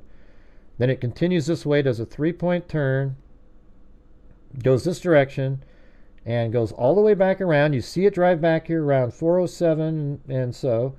And then about right here is about 4:07:30. Parks at 4:08. And then the car's speeding away at 4:20. That means it sat there for 12 minutes. That same white Elantra, missing its front license plate that we were able to see when it passed the A&W over here at 3:28. So it then leaves at a high rate of speed, but inside of that 12 minutes, Ethan Chapin, Xana Kernodle, Madison Mogan, and Kaylee Gonzalez were all murdered. And then inside Madison Mogan's bedroom was a knife sheath that had the DNA on it of Bryan Kohberger, which then, based on that extremely strong circumstantial evidence, it proves that the white Elantra driving around was his. Then, after that, he heads away at a high rate of speed and exits the area like this. And then he's driving away. Now, he should have reached this area down here at like 3:32. Right around here at 3:32, but he didn't. He got there at 3:48. So there's 16 minutes of missing time prior to getting there, where he likely got rid of the bloody items that were in his vehicle. Then he came down here and then he turned his phone on in this area, because right here, it's hard to catch this turn. I'll show you. When you're on the road over here, I missed it. I turned on different roads twice before finally getting to the right one. So you're driving her down here, and let me go up to the other side.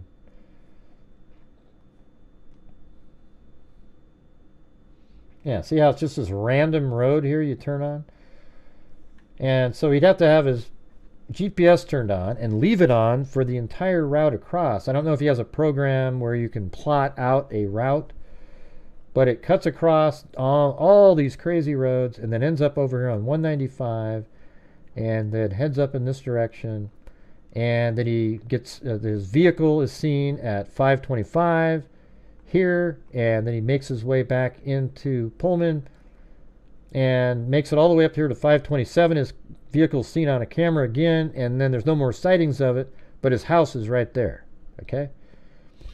Then at 9 in the morning, he drove all the way from Pullman, Washington to Moscow, Idaho. And some people think he went there looking for the knife sheath that he left there, but I think he was just going there to look like an arsonist does at a fire and wanted to, see their handiwork. Like, yeah, this is awesome. Look at that, get to see all the mayhem going on. And there was nothing there. When he got there at 9, there was nothing there. He was probably shocked at that point. Because if there was nobody there, wouldn't he have gone into the house? And we know he didn't go into the house. Does anybody believe that Kohberger would go back into 1122 King Road at 9 in the morning on a Sunday, right after a murder's happened?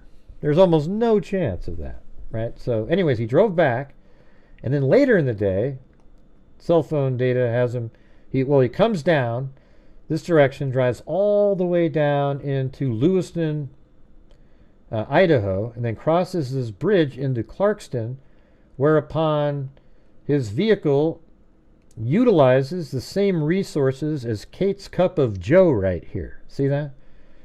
Then right over here is a chef store. That chef store picked up a white Elantra on camera at the exact same time that Kohberger's phone utilized the resources at Kate's Cup of Joe. Then, moments later, he drove over here, so it was literally just 10 minutes later.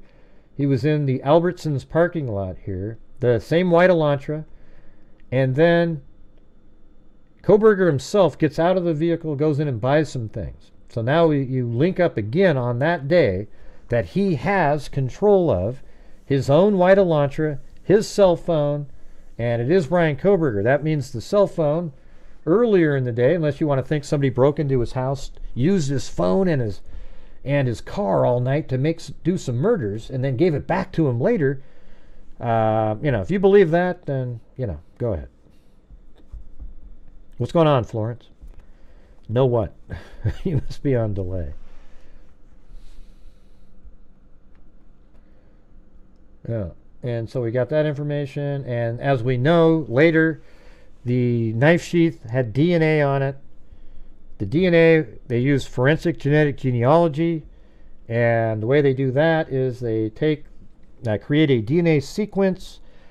Then they use a company that has software called bioinformatics that creates a uploadable file that replicates the same raw data file that you would download as a user of 23andMe or Ancestry.com, but those are generated by human spit. This is generated by a sequence, and this software just creates a file that looks like that, and then you're able to upload that to a place called GEDmatch and Family Tree DNA, and then there's another one called MyHeritage. Okay, well, MyHeritage is more like 23andMe and Ancestry, though, but they allow raw data upload. You're just not supposed to use it for law enforcement. Now, it could be possible that they use that, but that was just for generating a lead. Like, for example, informants. Do you think what they do on the side is really, is it really ethical what informants are doing? They're criminals that, police pay a little extra and don't really charge them on things so that they can give them information on bigger fish. All right? So they got it uploaded there, and it led to Bryan Kohberger. Then Bryan Kohberger, his location was discovered in Pennsylvania. That's where he's from. And they knew that he was driving back, and his car had showed up on some various systems. And led back to Bryan Kohberger, and they went and collect trash, and they only were able to find his father's DNA, but that was enough to make an arrest of Bryan Kohberger. And after they arrested Bryan Kohberger, they took swabs of his cheek and compared that to the sample from the knife sheath 1-to-1 directly, and it matched to 5.1 octillion to 1. Okay. Hey, thanks, Ashtastic. Man, we're up to 26 new members. Now make sure to stay members, okay? You got the really cheap option at the end. It's $1.99 a month, for God's sakes. It allows you to use the emojis, etc. Well, they don't need to retest it. Yeah, I mean, why don't they? Here's why they won't do it, Zozo. They already know that the testing of the sample on the sheath is a 100% match. What they're trying to do is they're trying to discover a way to make the tip be illegal.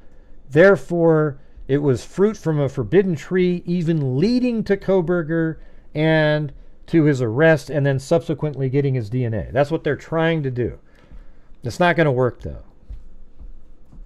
All it was a tip. It was up to law enforcement then to prove the information from the tip by looking into information. They collected trash out of the garbage can. It was freely given up by the family, and it turns out it was Bryan Kohberger's father. That information was enough to make the arrest.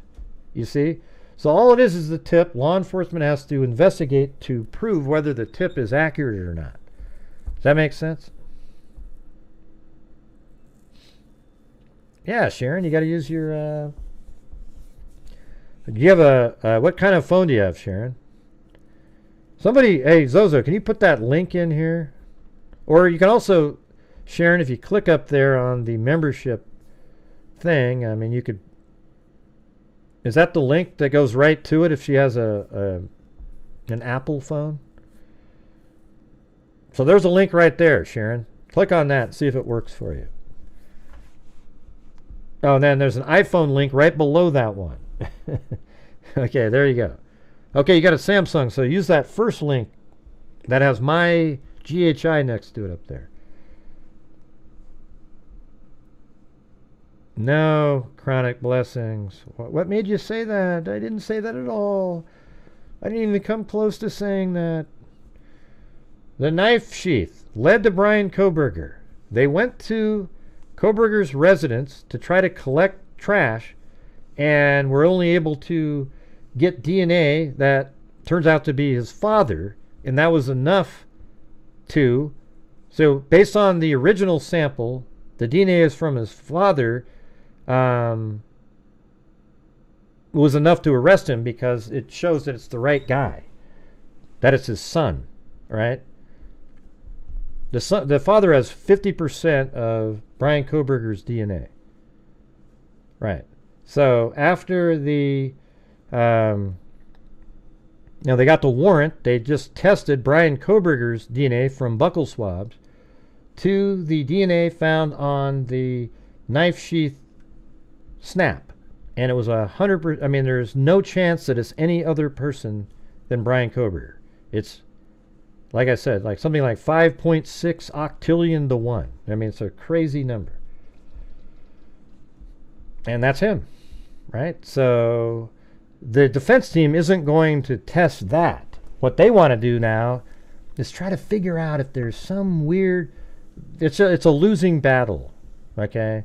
They're going to have to find either a really unethical genetic genealogy. It doesn't even matter, though. You know what I'm saying? Let's say it was all bullcrap, the forensic genetic genealogy, and it was somebody, a psychic came in and said, I think it's Kohberger. So they still grabbed freely thrown away trash out of the garbage can, and it turns out it was the father. That was enough to get the warrant, and it was a 100% match after that. So even if a psychic had come up with this, it would still be good. Because all it was a tip that led to the comparison. I think that's a good way to tell people, is right there. It doesn't matter how the tip came in. It could have been from a psychic. It could have been somebody listening to a spirit box. It could have been... It could have been at a hut! At a hut! Silly little buddy! Kohberger! Kohberger! Silly little buddy! Kohberger! Kohberger! Did you hear that? It said Kohberger in there. So after I heard that, I gave it to the police, and they, on a hunch, went over to a guy named Kohberger's home, and they grabbed freely thrown away trash. And by God, it was the father of the person whose DNA was on the knife sheath. So it's either the daughter or Kohberger. Well, Kohberger lived there. Bryan Kohberger, you know, not the daughter. Wait, what are you saying then? And the thing is, once they compared his DNA, it matched him, not the daughter. Yeah, spirit boxes are ridiculous. I remember hearing interviews early on that a bunch of college kids had started gathering around the house early in the morning. If true, perhaps BK couldn't re-enter the house. Well, it was 9 in the morning. Why would he even go in there? And it wasn't 9 in the morning. It was noon when anybody was called. That would be interesting to know, like, what time did the first person show up at the house and they were aware that something was going on? Because remember the whole thing about they thought somebody was passed out or something? I don't remember how that rumor started or how that went.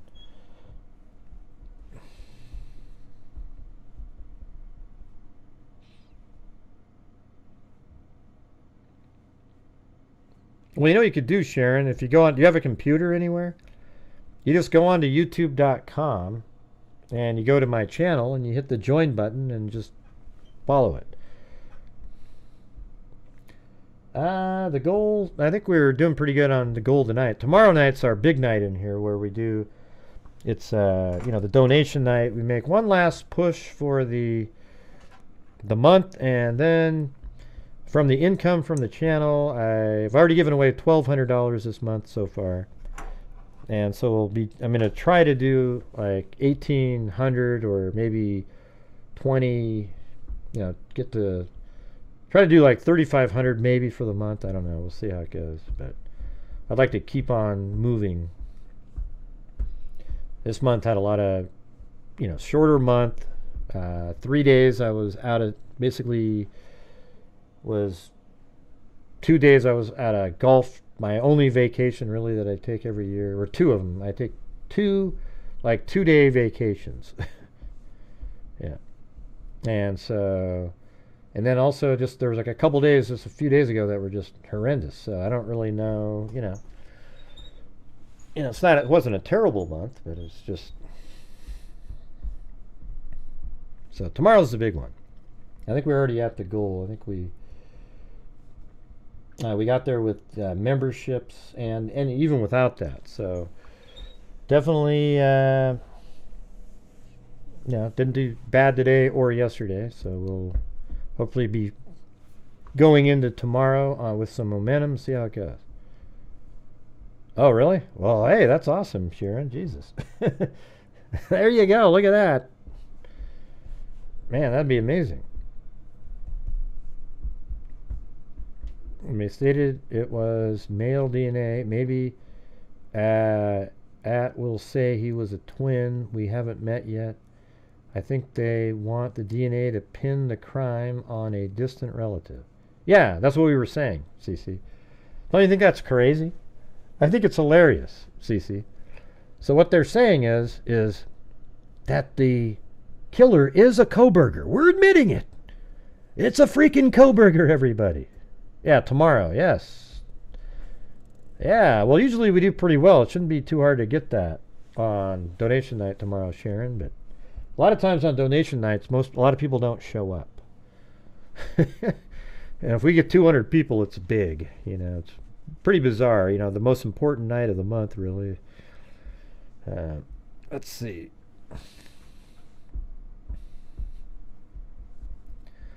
Yeah. So basically, Ann Taylor today, she looked pretty weak, don't you think? Like she looks she sounded lazy as hell, and that they really are struggling. They just know how horrible it looks for their client. So really what they're doing is just wasting a lot of people's time. And we need to look at that family tree thing, because we might be able to pin it on another kohberger. Because we know it's a kohberger for sure. We can tell it was really. But if we can find somebody else, I mean, that's crazy. Jesus. If you go to Gray's channel homepage, there should be tabs. Yeah, hey Sharon, are you able to just go onto like your computer instead of using your phone? Just go to YouTube on the web, and it's right there. You can also do it on your phone too. You can just go to youtube.com.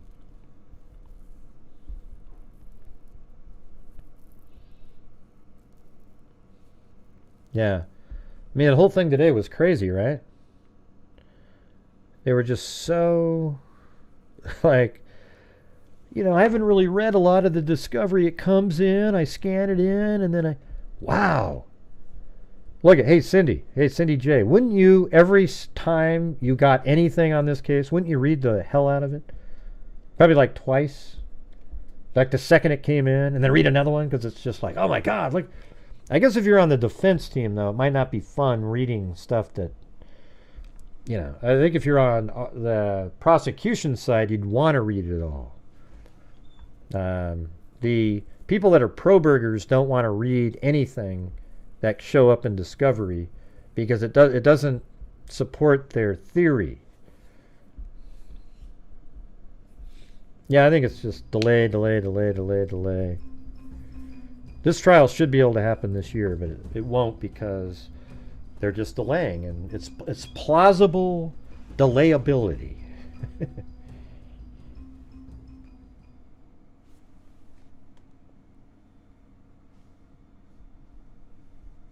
God, just think how crazy it is. Hey, we still want to be able to look into family members, Judge. You know that, right? Yeah, you're still able to do that. Because we're admitting that it's another kohberger. It's just not our guy, you see, because they drove all the way over here and then stole his car in the middle of the night and his phone and then drove it to the house of the murderers, those bastards. Yeah.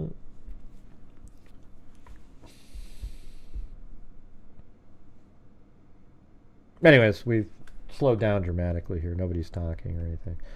So thank you all for being here tonight. I appreciate it. Sorry for getting, I just get a little ramped up on the whole Dylan Mortensen thing. Thank you to Ozzy, K-Me, Wise Child, Thumbleweed, Jessica Schubach, Allie Cake, Callie Sandy RN became a new member, BS became a new member, Justan Oki, Mustang Sally, In America, Dallas Rose, Ivan Victor, Kat, new member, Michelle, Kubi, Bonjour Nancy, Sirius Black, Alley Cake, Mama 457 Rose, Stacy Facey's been here for a month, Kathy Shiflett, Sarah, Kami, Elaine, Annie T with a cat eye, then Angel Fire, Spencer Cat Eye, Mustang Sally gifted a membership, K-Me gifted a membership, Nikki Zubs has been here for 14 months, Annie T gifted 5, Elaine gifted 1, Marie Antoinette gifted 1, Amber Maiden gifted 1, Allie Cake gifted 1, American Lady gifted 1, then I gifted 5 because they all gifted the 12 up there, and that was to, and then Ashtastic then gifted 5 after that on her own and gave a cat eye donation. So there you go. Thank you guys. You guys are awesome. Anyways, did you guys find it interesting? Is there anything that you wanted me to show you or anything? I mean, I feel like every time I show this, it's just really clear, it's really obvious here. Walking around, there's the street where they came in. That's the house up there with the camera on it. And look how steep that hill is they have to drive up. It's crazy. Look how high up off the ground that house is back there. And then if you go around the street over here, wow, hey, thanks, Angel Fire, look at that. 5 more. South Carolina Girl, Tammy G, Grammy, Tech Death Hippie, Anthony Galvez, Kathy Shiflett, there's Chronic Lesson. I want to know why the roommates took, oh my God, are you going to say that again? Chronic Lesson. Man, read the room, right?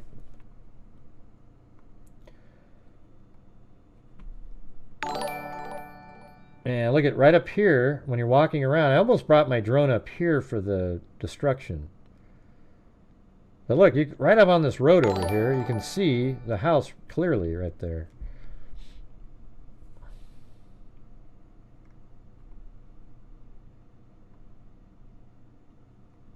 Right there.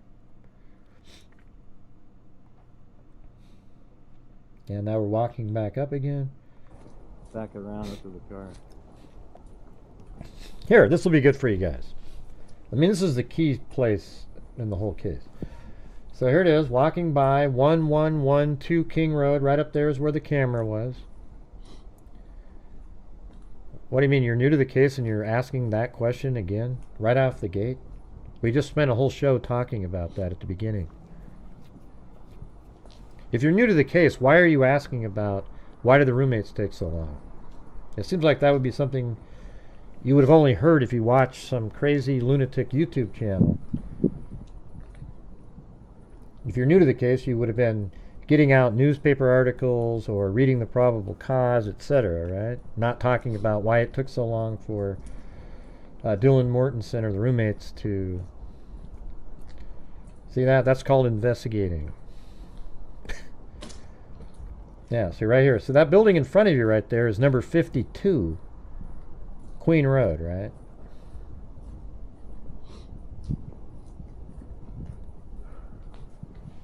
I don't believe you're new to the case. I think you're part of those same people that were here earlier, and you're just trying to be in and cool with them. It just isn't really funny at this point. So that's number 52 right there. And look how steep that is. Look at that, how slanted that is right there. That is what it looks like. That's like a 30-degree angle. And then, right back here is where how the car drove by on all those loops, right through here, like this. And that's why I say that the car could have only been, once it goes up this way, it can only go around here. And watch this. After coming around behind here, okay, chronic blessing. All right, I'm sure. Great first question, though.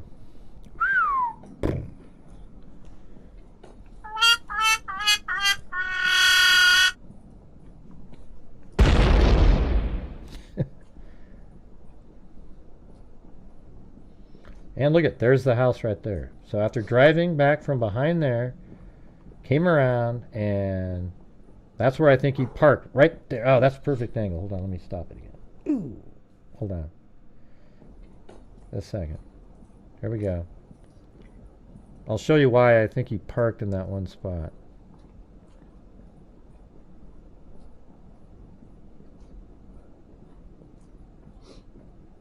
Uses?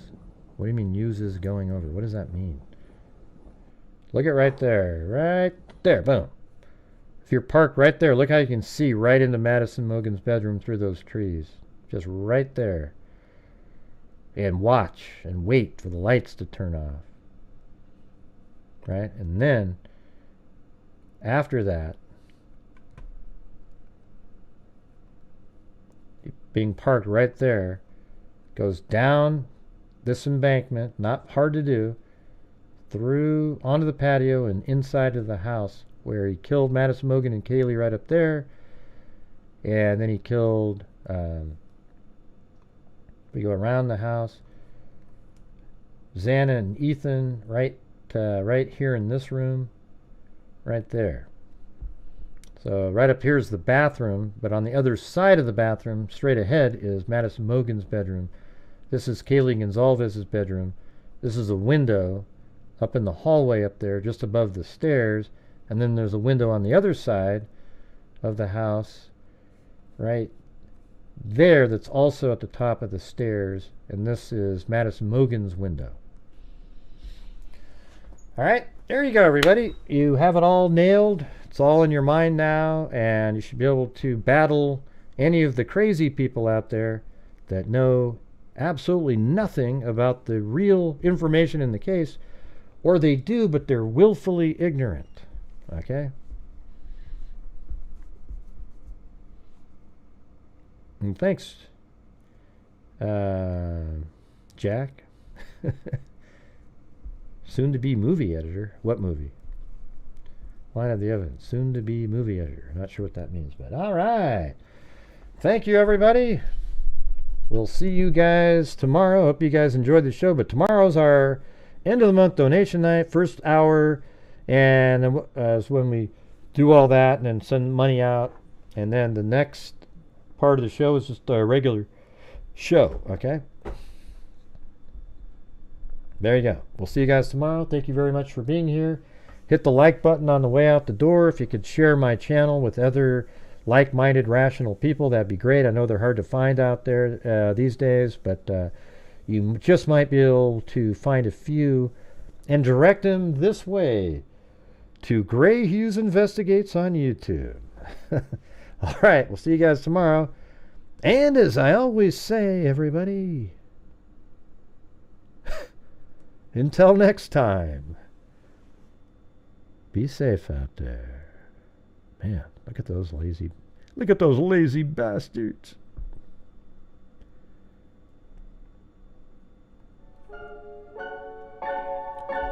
Yeah, I've been doing this true crime thing for quite a while now. And during this whole time, I have not seen one person... This whole time? That is This whole time. Crime Dissector, a thug rejector, I'm a certified human lie detector. I'm gonna get ya on a stretcher. Easy crime, play me like an old projector. Crime sector is my nectar. Professor Gray's gonna give another lecture. Crime collector, freak connector. Yeah, I'm always gonna be a bomb protector. Full reflector, interceptor. And I'm evil than a spectre with a vector on his spectre. With all respect, y'all. Just remember, I have a temple fucking conjecture. I have no agenda. I'm a pretender. I'll serve it to you straight without a blender. And in the end, I'm gonna send ya on a mission to reveal the true offender.